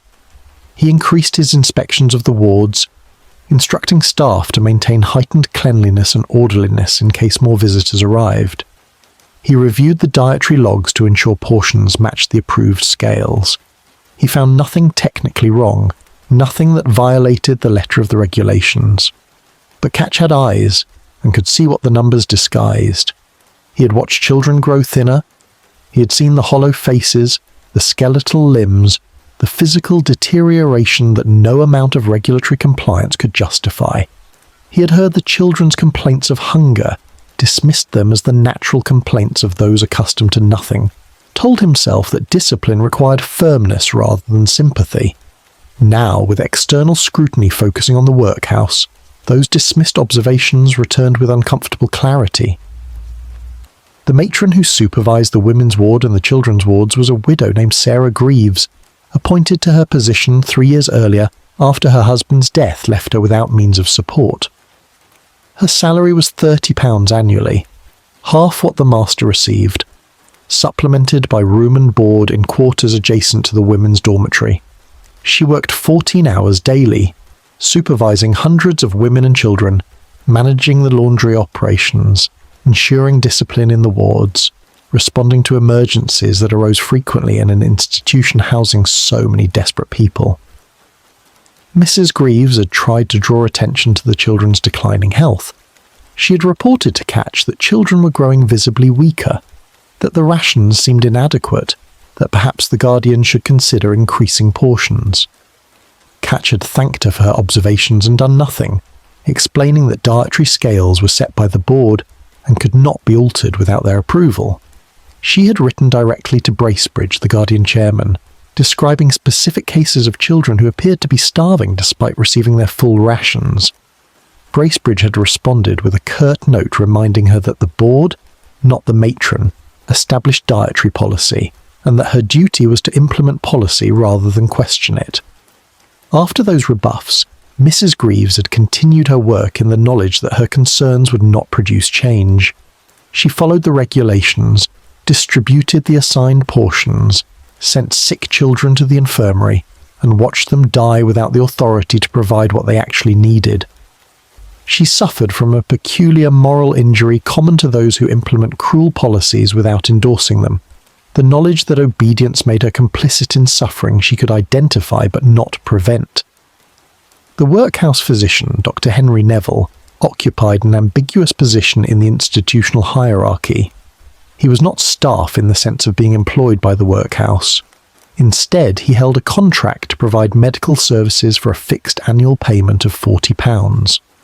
For this sum, he was expected to visit the workhouse 3 times weekly, examine new admissions, attend to inmates in the infirmary, certify deaths, and provide medical advice to the master regarding dietary and sanitary matters. Dr. Neville maintained a private practice in addition to his workhouse duties. The workhouse contract supplemented his income, but also consumed time he could otherwise devote to paying patients. He spent perhaps 10 hours weekly at Whitechapel Union, time divided among hundreds of potential patients. Thorough examinations were impossible. He triaged cases, focusing on those most acutely ill, providing cursory attention to chronic conditions that required more time than he could afford to give. He had noticed the malnutrition among the children. His medical training made the signs obvious: the stunted growth, the vitamin deficiencies, the wasting that indicated inadequate caloric intake. He had recommended increased rations to the master, who had explained that dietary scales were set by the guardians and could not be changed without board approval. Dr. Neville had not pursued the matter further. His contract could be terminated by the guardians at any time, and physicians who challenged workhouse administration found themselves without institutional appointments. When the Lancet Commission arrived, Dr. Neville felt vindication mixed with dread. His observations were being confirmed by respected physicians whose reputations protected them from retaliation. But the confirmation also exposed his own complicity. He had known children were starving and had signed death certificates attributing their deaths to disease rather than malnutrition. He had possessed the medical knowledge to recognise starvation, but lacked the courage, or perhaps the foolishness, to challenge a system that punished truth-telling. The cook who prepared the daily meals was a woman named Margaret Stokes, paid £20 annually to oversee the workhouse kitchen. She worked with 2 assistant cooks drawn from the able-bodied female inmates, women who earned their keep through kitchen labour rather than laundry work. Mrs. Stokes followed the dietary scales precisely, measuring ingredients with scales and measures to ensure portions matched regulations. A pound of potatoes meant exactly 16 ounces. 6 ounces of bread meant 6 ounces, not a fragment more. She had no authority to increase portions or improve quality. The ingredients supplied to her kitchen were purchased by contractors selected by the guardians based primarily on price. The bread came from bakers who used the cheapest flour. The meat came from butchers who sold parts other establishments rejected. The potatoes arrived sprouted and partially rotten. Mrs. Stokes worked with what she received, cutting away the worst portions, cooking the remainder into meals that met regulatory requirements, while providing minimal nutrition. She too had watched the children grow thinner. She served their portions 3 times daily, handing out bread that seemed to shrink week by week as the guardians approved reductions, ladling gruel that became progressively more watered as economy measures were implemented. She had no authority to increase portions, no resources to improve quality, no voice that would be heard if she objected.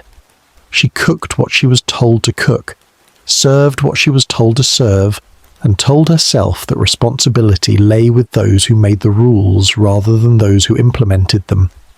The porter who controlled the workhouse entrance was a man named Joseph Wilkes, employed for £15 annually to monitor all traffic through the gates, prevent unauthorised departures, and maintain order in the receiving ward. He saw every person who entered the workhouse, processed their admission tickets, directed them to the appropriate receiving rooms. He saw families separated, children taken from crying mothers, men and women parted without ceremony or compassion. He had performed these duties for 4 years, his empathy gradually eroded by repetition until separation became routine and grief became background noise. These were the individuals who operated Whitechapel Union Workhouse. Not monsters, not sadists, but ordinary people performing assigned roles within a system that rewarded economy and punished sympathy. They followed regulations established by guardians who prioritized costs over welfare. They implemented policies designed by bureaucrats who believed poverty resulted from moral failure, requiring correction through hardship.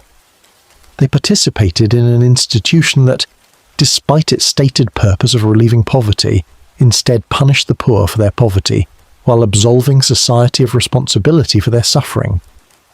When the scandal broke and investigations began, each participant responded according to their interests and their consciences.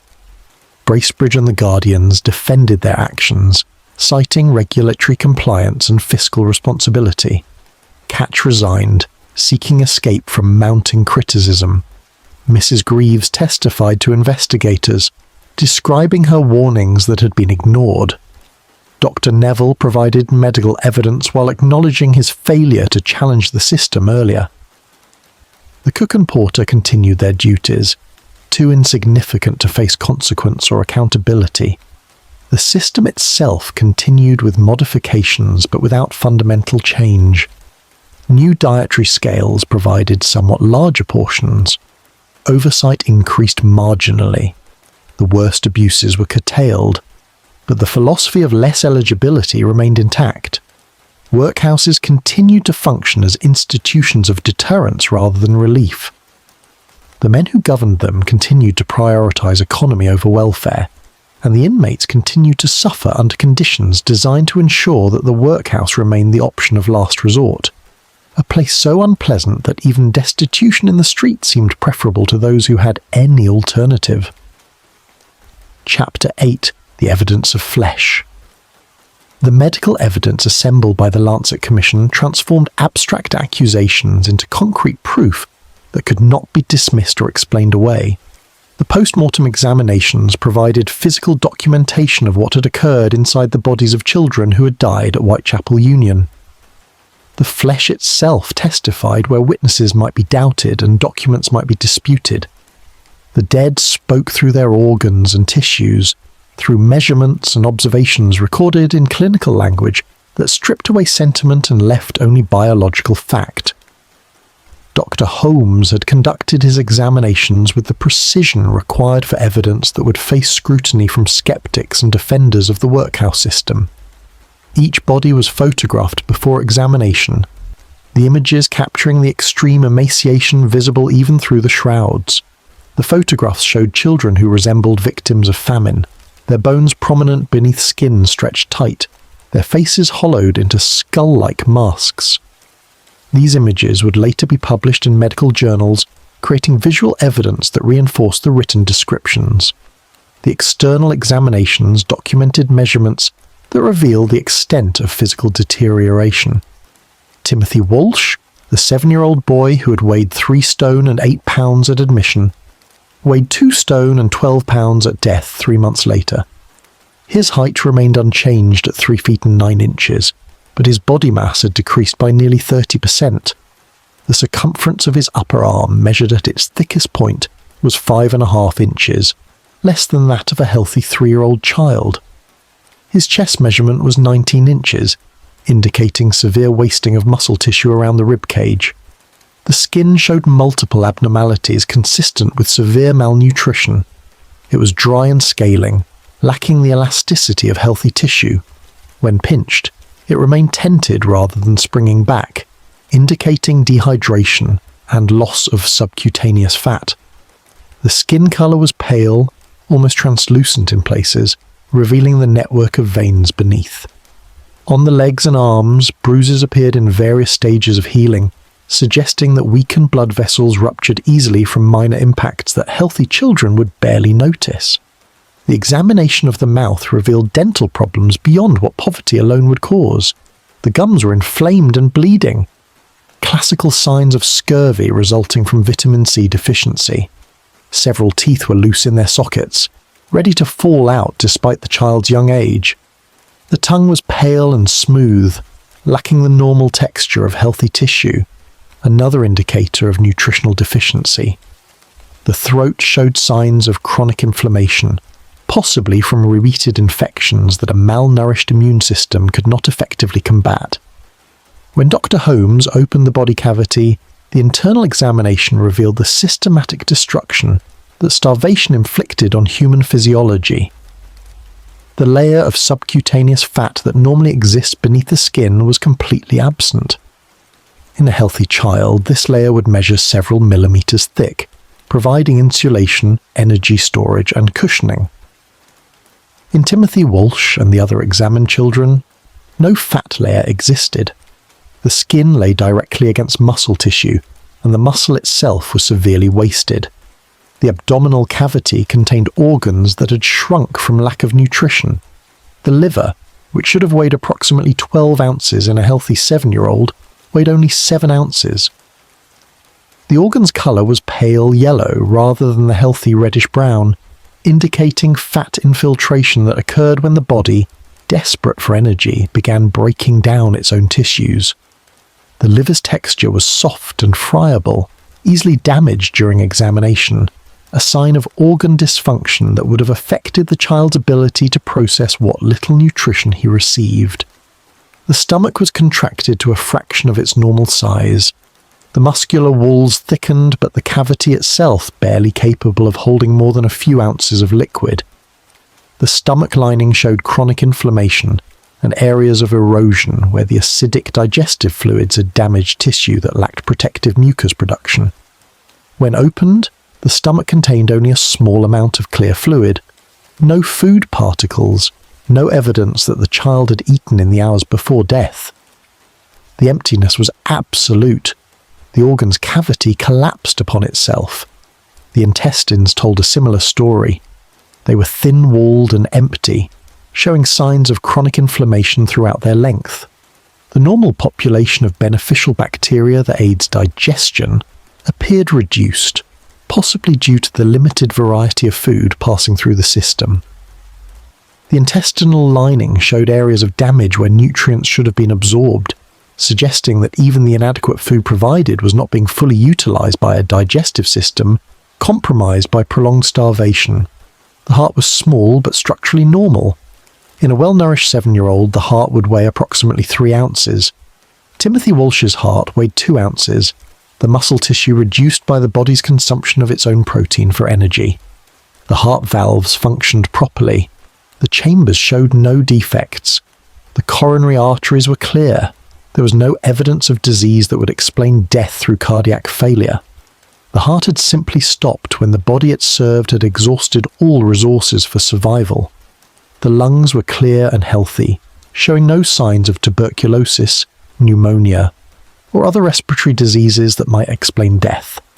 They were smaller than normal, consistent with overall body wasting, but their tissue was pink and functional. The airways were clear. The pleural membranes showed no inflammation or infection. Breathing had not been the problem. The lungs had done their job until the body they oxygenated could no longer sustain life. The kidneys were small and pale, weighing half what they should have weighed. Their internal structure showed some degeneration, the filtering units damaged by the toxic byproducts of the body, consuming its own tissues. The bladder was empty and contracted. The urinary system had continued functioning until death, but the organs showed the strain of operating without adequate nutrition for maintenance and repair. The brain, protected by its bony skull, had been somewhat preserved from the worst effects of starvation. The body prioritized maintaining the brain even as other organs failed, diverting whatever nutrients existed to preserve consciousness and vital functions controlled by the central nervous system. But even the brain showed evidence of stress. It was smaller than normal for a 7-year-old, weighing 11 ounces instead of the expected 13. The tissue was pale, suggesting reduced blood flow and possibly reduced metabolic activity. The bone marrow examined from samples taken from the femur and sternum showed abnormalities in blood cell production. The marrow appeared pale and fatty rather than red and healthy, indicating that the production of red blood cells had been compromised. This would have resulted in anemia, reducing the blood's oxygen-carrying capacity and contributing to the fatigue and weakness that characterized the child's final weeks. Dr. Holmes performed chemical analyses on tissue samples, testing for the presence of various substances that might indicate poisoning or drug administration. All tests returned negative results. No arsenic, no mercury, no laudanum or other opiates that were sometimes used to quiet troublesome children in institutional settings. The death had not been hastened by any external poison. The body had simply consumed itself, breaking down muscle for protein, metabolizing organs for energy, depleting every reserve until vital systems failed. The pattern repeated across all 6 bodies examined. Each showed the same extreme emaciation, the same absence of subcutaneous fat, the same organ shrinkage, the same empty stomachs and intestines. The ages varied from 5 to 9 years old. The time in the workhouse ranged from 10 weeks to 6 months. But all had followed the same trajectory from admission to death, their bodies gradually consuming themselves on rations that provided perhaps half the calories required for survival. Dr. Bridges, analysing the dietary scales mathematically, calculated that a 7-year-old boy at Whitechapel Union received approximately 800 calories daily from his assigned rations. Medical understanding of the era, while less precise than modern nutritional science, recognised that a growing child required at least 1,500 to 2,000 calories per day to maintain weight and health. The deficit was systematic and severe. A child losing 200 to 300 calories worth of body mass daily would show visible wasting within weeks and would die within 3 to 4 months if the deficit continued. The timeline of Timothy Walsh's decline matched this calculation precisely. Admitted in July at a marginally healthy weight, he had survived 3 months on inadequate rations before his body's reserves were exhausted. Other children with different starting weights and different admission dates showed similar patterns. The time from admission to death varied based on how much fat and muscle the child brought into the workhouse, but the endpoint was always the same once starvation progressed past the point where recovery was possible. The evidence extended beyond individual cases. Dr. Bosson Hart examined the workhouse mortality records for the previous 3 years, analysing patterns in causes of death and ages at death. The data revealed that children aged 5 to 9 had the highest mortality rate of any age group in the workhouse, higher even than infants who were expected to die frequently in institutional settings. The recorded causes of death included marasmus, debility, atrophy, consumption, and various fevers, but the pattern suggested that many of these deaths shared a common underlying cause. Cross-referencing the mortality records with the dietary logs showed a correlation between dietary reductions and increased deaths. In months when the Guardians had approved economy measures that reduced rations, child mortality increased within 6 to 8 weeks. When a temporary increase in food quality occurred due to a Guardian's complaint about excessive deaths, mortality decreased in the following months. The pattern was clear to anyone examining the data without predetermined conclusions about its meaning. Dr. Hart also examined the workhouse admission records, noting the weights and health conditions of children at entry. The data showed that most children admitted to Whitechapel Union were underweight for their ages, reflecting the poverty that brought them to the workhouse. But they were not necessarily dying when admitted. Many were described as able-bodied, capable of work, showing no signs of acute illness. The workhouse itself, the institution designed to preserve life, was instead destroying children who had survived poverty in the outside world. The Commission prepared detailed case studies of 12 children, providing complete medical histories from admission to death. These case studies demonstrated beyond doubt that the children had died from starvation rather than disease. Each case included admission weights, periodic weight measurements if available, symptoms reported in infirmary records, post-mortem findings, and calculations showing the caloric deficit between rations provided and requirements for health. The evidence was irrefutable. The children had starved to death while receiving their full assigned rations in a publicly funded institution. The medical evidence confronted the Guardians and the Poor Law Board with facts that could not be dismissed through appeals to economy or efficiency. Bodies did not lie. Organs spoke truth. The absence of subcutaneous fat, the shrunken organs, the empty stomachs, the wasted muscles. These physical realities could not be explained as the inevitable result of poverty or the natural consequence of disease. They were the markers of death by starvation, documented with clinical precision and photographed for permanent record.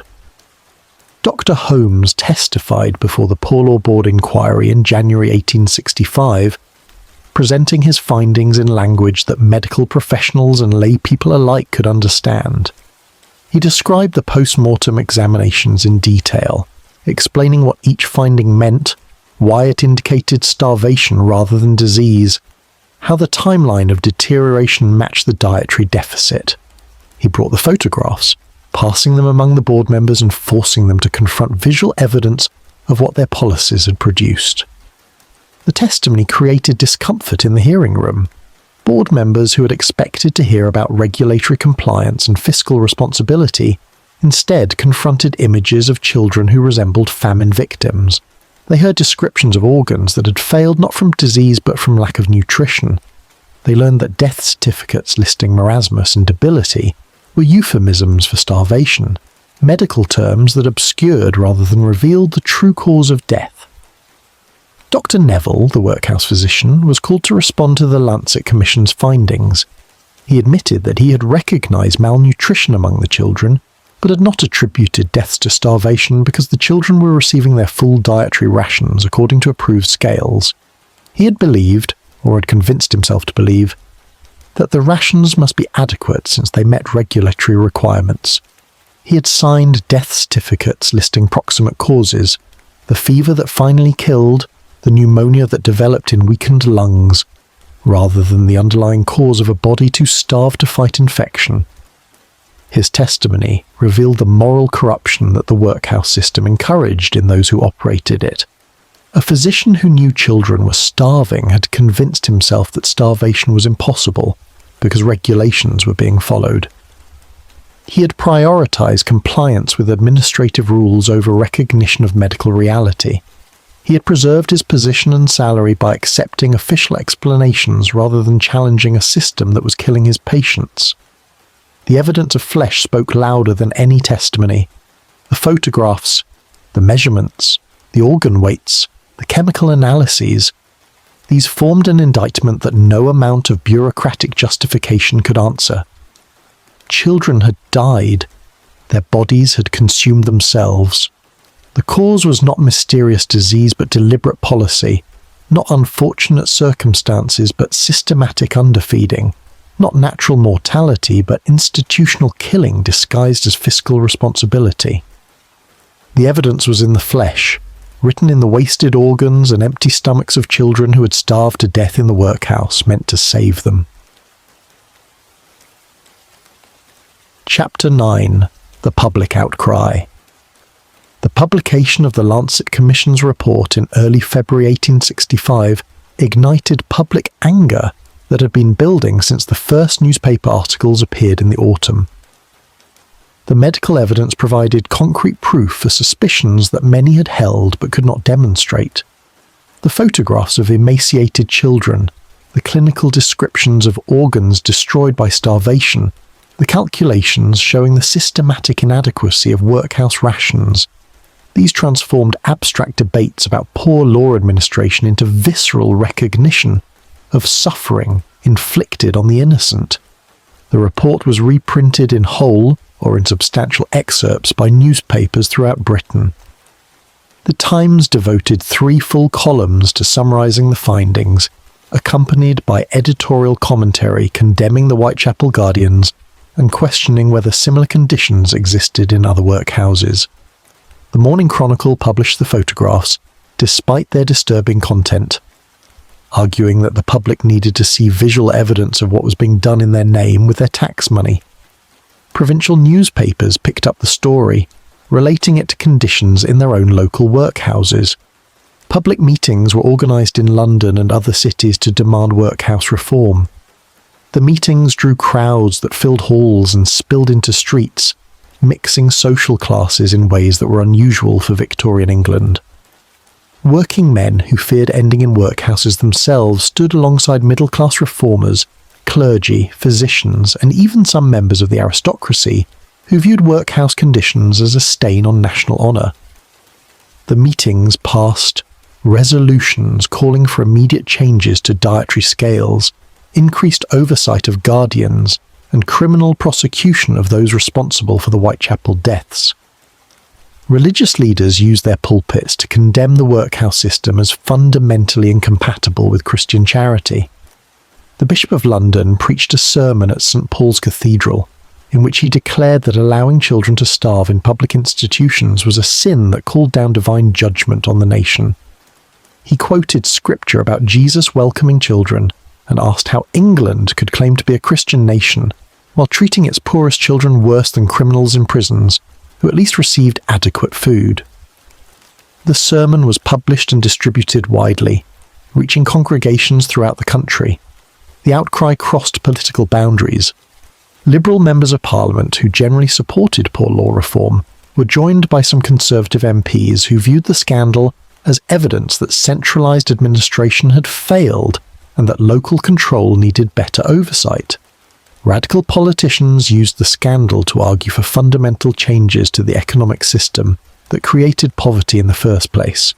Even moderates who normally avoided controversy felt compelled to comment, recognising that public sentiment demanded some response. In Parliament, questions were directed at the Poor Law Board with increasing frequency and hostility. Members demanded to know how long the board had been aware of conditions at Whitechapel. They asked why previous complaints had been dismissed without investigation. They questioned whether the board's inspectors had been negligent or deliberately complicit in allowing the starvation to continue. They called for the resignation of board members and prosecution of the Whitechapel guardians under laws prohibiting cruelty and neglect.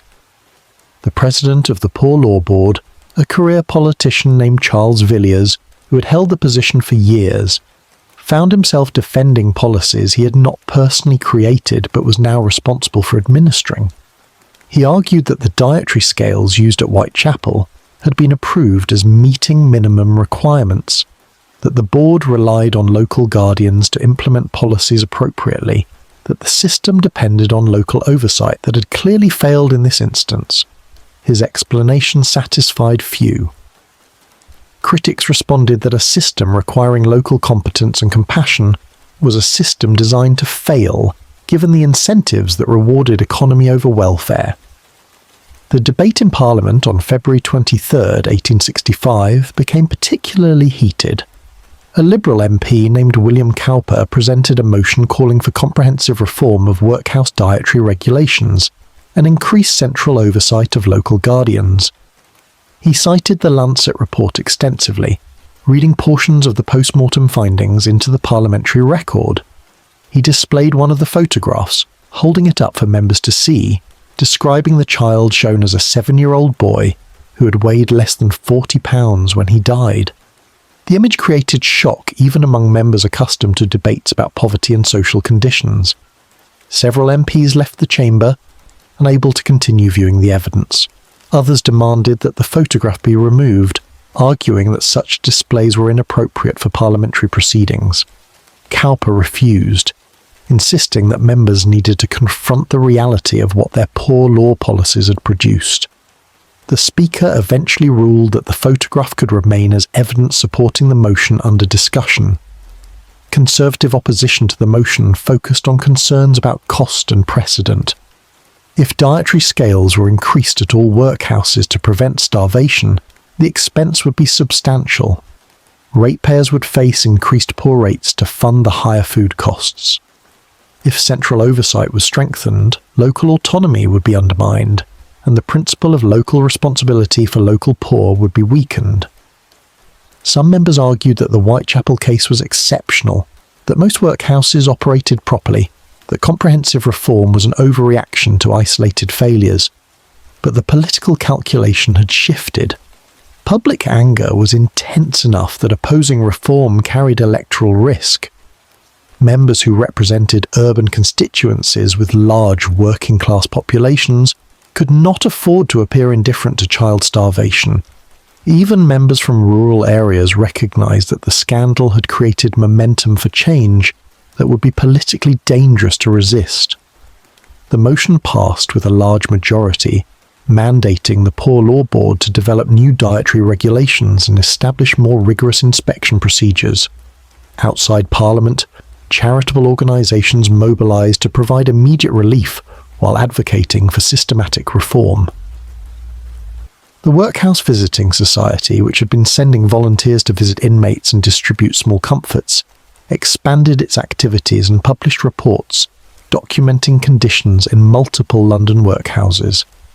The reports showed that Whitechapel was not unique, that inadequate nutrition and high child mortality existed in other institutions, that the philosophy of less eligibility had created widespread suffering disguised as deterrence.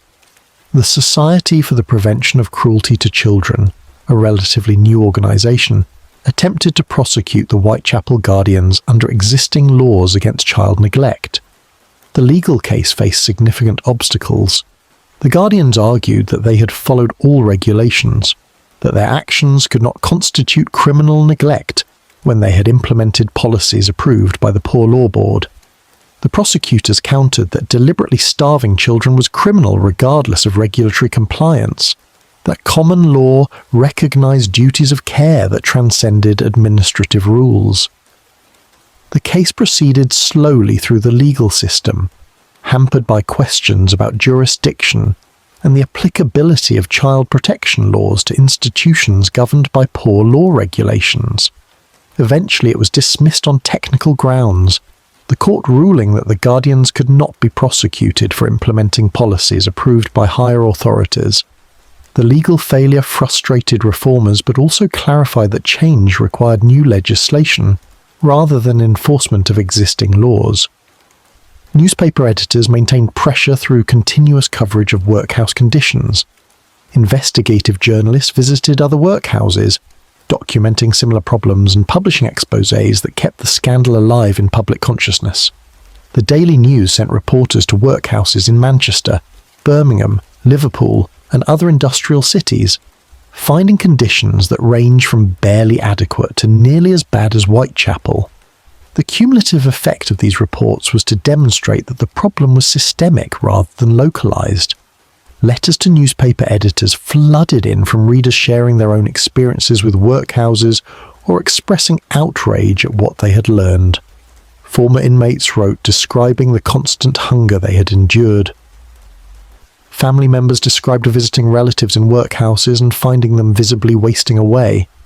Physicians contributed medical opinions confirming that the dietary scales used in most workhouses were inadequate for maintaining health.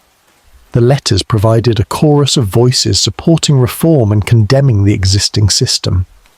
The Workhouse Visiting Society published testimonies from visitors who had observed conditions firsthand.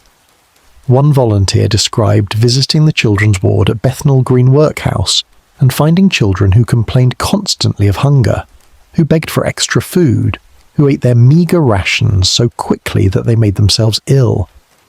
Another described children at Lambeth Workhouse who were so weak they could barely walk to the dining hall.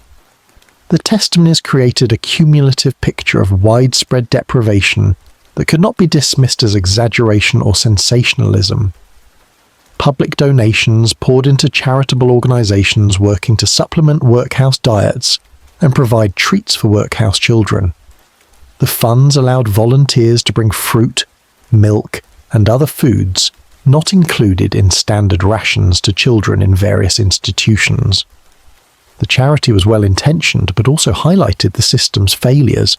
If private donations were necessary to prevent starvation in public institutions, then those institutions were not fulfilling their basic function. The medical profession mobilised to support reform. The British Medical Association passed resolutions calling for improved workhouse medical care, adequate nutrition for all inmates, an appointment of qualified physicians with sufficient time and resources to provide proper treatment. Medical journals published articles examining nutrition science and establishing minimum dietary requirements for different age groups. The articles provided scientific backing for arguments that workhouse rations were grossly inadequate. Artists and writers contributed to the outcry through their work. Political cartoons appeared in publications like Punch, depicting emaciated workhouse children contrasted with well-fed guardians counting money. Charles Dickens, whose novels had criticised workhouses for decades, published essays in his journal all the year round, arguing that the Whitechapel scandal vindicated his fictional portrayals of workhouse cruelty. His essays reached wide audiences and influenced public opinion through their combination of moral outrage and literary craft. The outcry extended beyond Britain's borders. European newspapers covered the scandal, often with commentary suggesting that England's vaunted civilization was hypocritical when it allowed children to starve in institutions funded by the richest nation on earth. American newspapers published accounts that were used by critics of industrialization to argue that Britain's economic system produced prosperity for some at the cost of unacceptable suffering for others. The international attention added to domestic pressure for reform by threatening national reputation. By late spring of 1865, the Poor Law Board could no longer delay substantive action. The public pressure was too intense, the political momentum too strong, the evidence too clear. The board announced comprehensive reforms including increased dietary scales for all workhouses, mandatory medical inspections, improved record-keeping requirements, and enhanced central oversight of local guardians. The reforms would require increased expenditure, but the board had concluded that the political cost of inaction exceeded the financial cost of reform. The Whitechapel Board of Guardians was dissolved and replaced with administrators appointed by the Poor Law Board to manage the workhouse under direct supervision. Several former guardians resigned from public life, their reputations destroyed by association with the scandal. Herbert Bracebridge, the chairman who had approved the dietary reductions, found his business boycotted by customers who refused to deal with someone they viewed as responsible for child deaths. He eventually sold his factory and moved to another city, seeking escape from the stigma that followed him. The outcry had achieved more than most Victorian reform movements managed. It had produced concrete policy changes, altered public consciousness about workhouse conditions, and established precedents for central government intervention in local poor law administration. But the reformers also recognised the limitations of what had been accomplished. The workhouse system itself remained intact, its fundamental philosophy unchanged. The reforms increased rations and improved oversight, but did not abolish the principle of less eligibility or recognise poverty as anything other than individual failure requiring institutional correction. For the children who had died, the outcry came too late. Timothy Walsh and the dozens of others buried in unmarked workhouse graves gained nothing from the reforms their deaths had prompted. They had starved in silence, unheard and unnoticed, until their bodies became evidence in investigations that followed their deaths. The public anger that roared through Britain in early 1865 was a response to suffering that could have been prevented if anyone with power had cared enough to act before children started dying.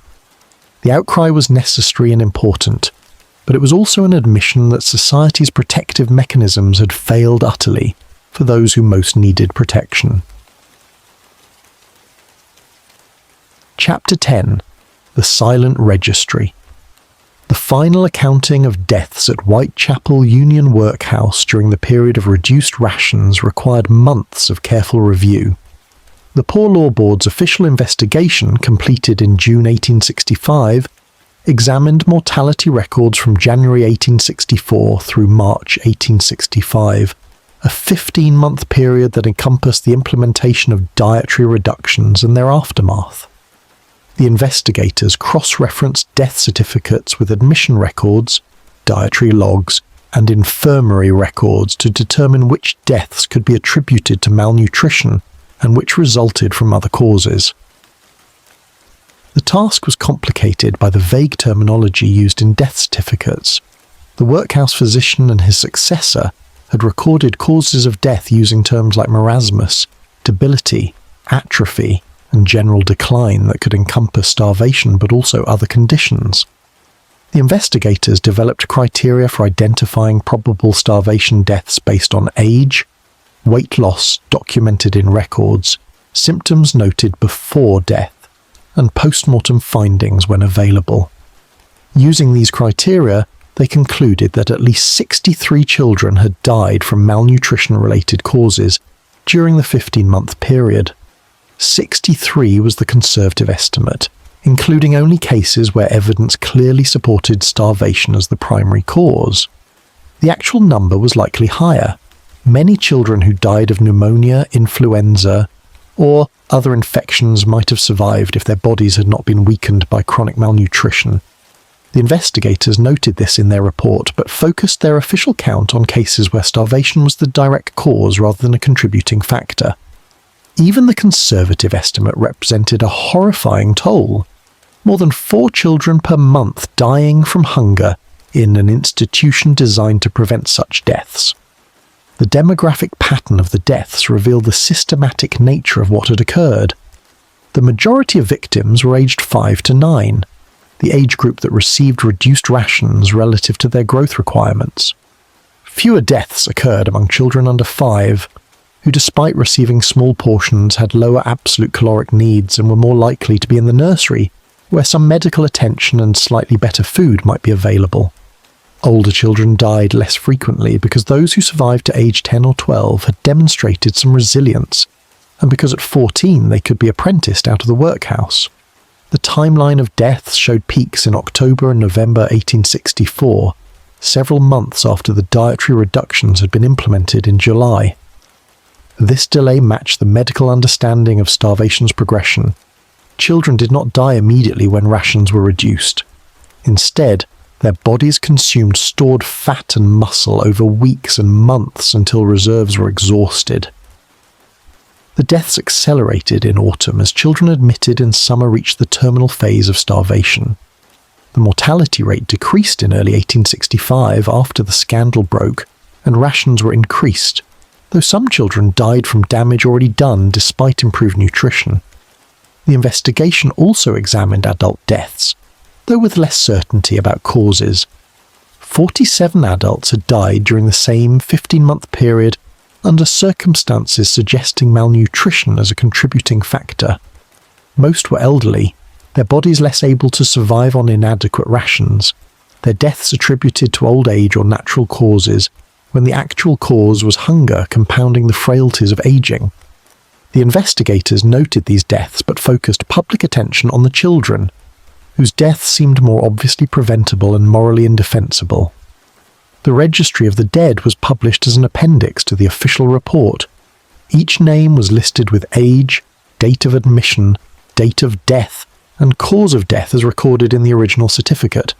Timothy Walsh appeared on page 3, his entry reading, Timothy Walsh, male, age 7 years, 4 months, admitted 15th of July 1864, died 12th October 1864, cause marasmus.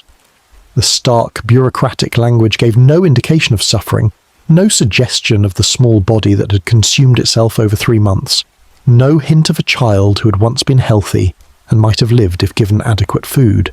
The names filled pages: Mary Sullivan, age 6, Thomas Green, age 8, Elizabeth Harris, age 5, William Jones, age 9, Sarah Mitchell, age 7.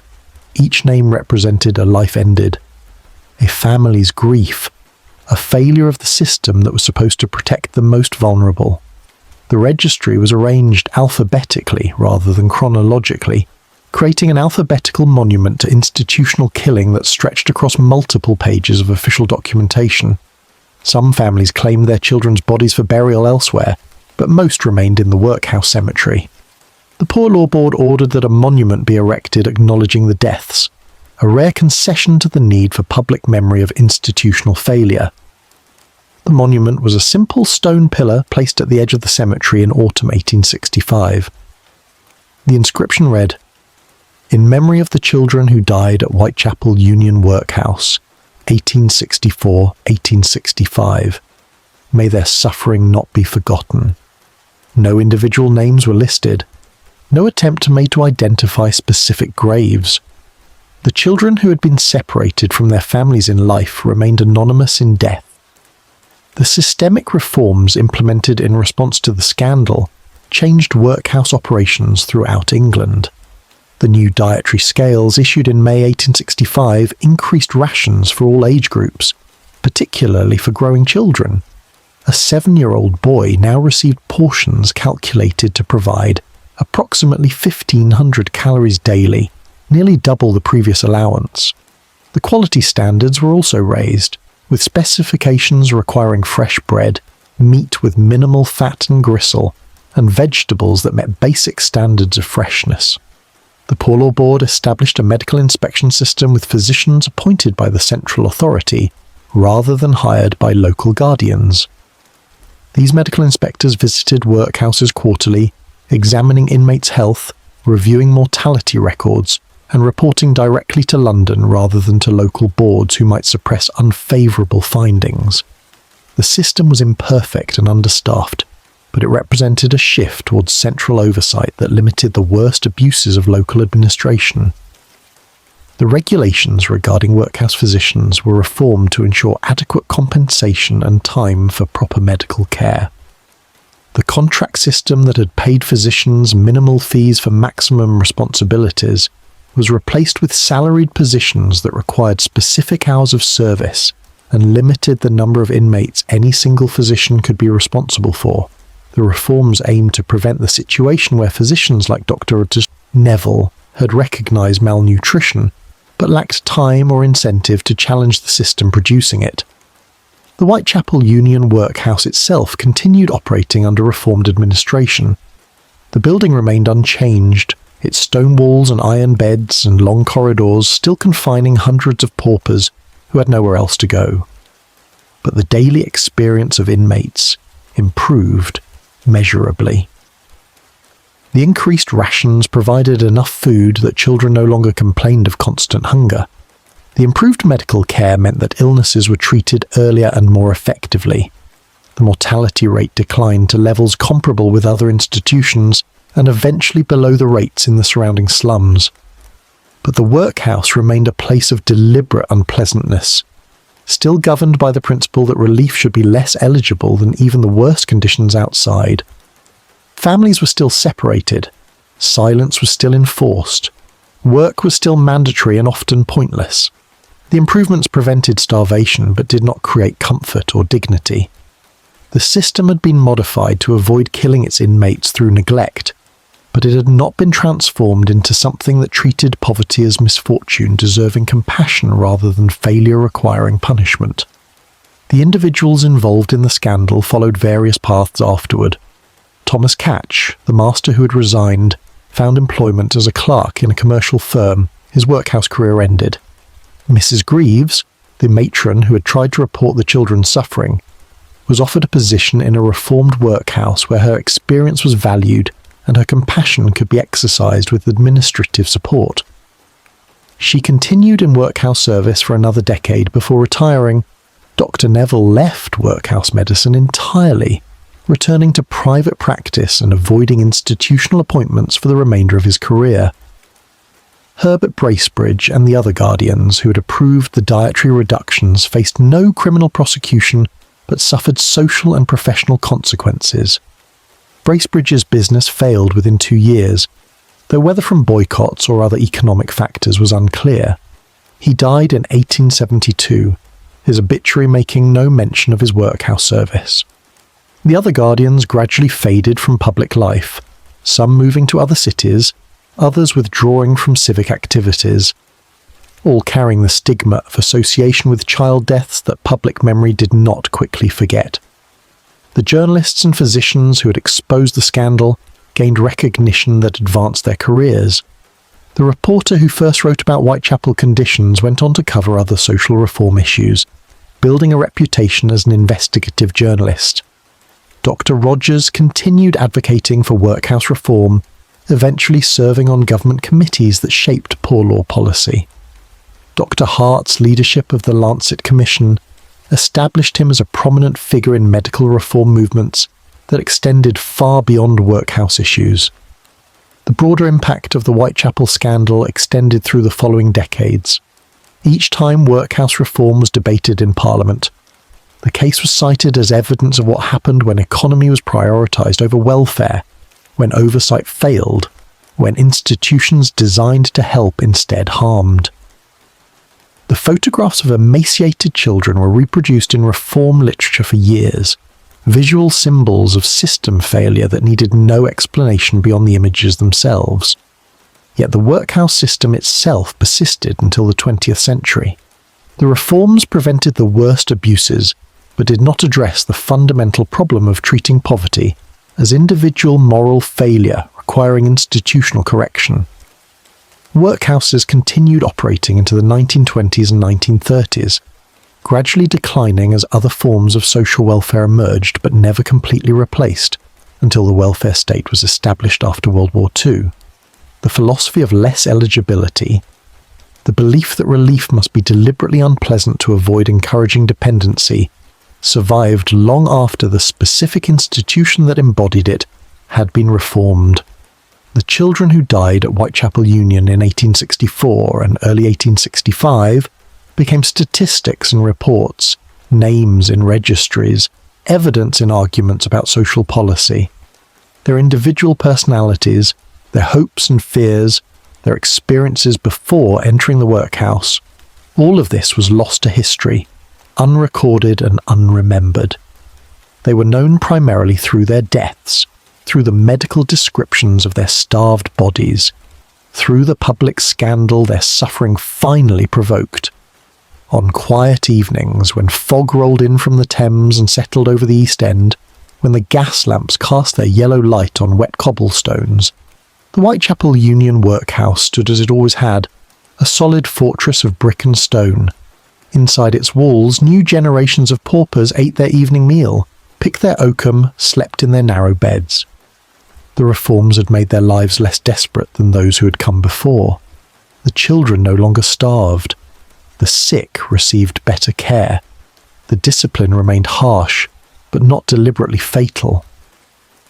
The stone monument in the cemetery weathered slowly, its inscription fading as rain and wind worked on the carved letters. Few people visited the cemetery. The workhouse inmates had no reason to go there, and the outside world had largely forgotten the scandal that had briefly captured national attention. The monument stood as a marker of something that had happened, something that should not have happened, something that the reforms were meant to ensure would never happen again. The registry of the dead remained in official archives, preserved in leather-bound volumes stored in government offices. Historians would later examine these records, extracting data for studies of Victorian mortality rates, child welfare, institutional history. The names would be counted and analysed, patterns identified, conclusions drawn about social conditions and policy failures. But the children themselves, the individual human beings who had lived and suffered and died, remained beyond the reach of historical reconstruction, known only through the bureaucratic traces they left in official documentation. The silent registry spoke of lives that had mattered too little while they lived, deaths that had mattered only enough to prompt reforms that came too late for those who needed them. It stood as testament to the Victorian poor law's fundamental cruelty, to a system that had approached poverty as a problem requiring institutional management rather than as suffering requiring human compassion. And it marked one moment when that system's failures became too obvious to ignore, when the bodies of dead children forced acknowledgement that something had gone terribly wrong in the heart of the world's richest city. The night deepened. The lamps burned low. The workhouse settled into its familiar rhythms, and history turned another page in the long record of human suffering and imperfect attempts to address it. The children of Whitechapel Union had their monument, their registry, their place in the historical record. And the world that had failed them moved forward, changed slightly by their deaths, haunted faintly by memories that would fade but never entirely disappear from the conscience of a civilization that had allowed them to starve.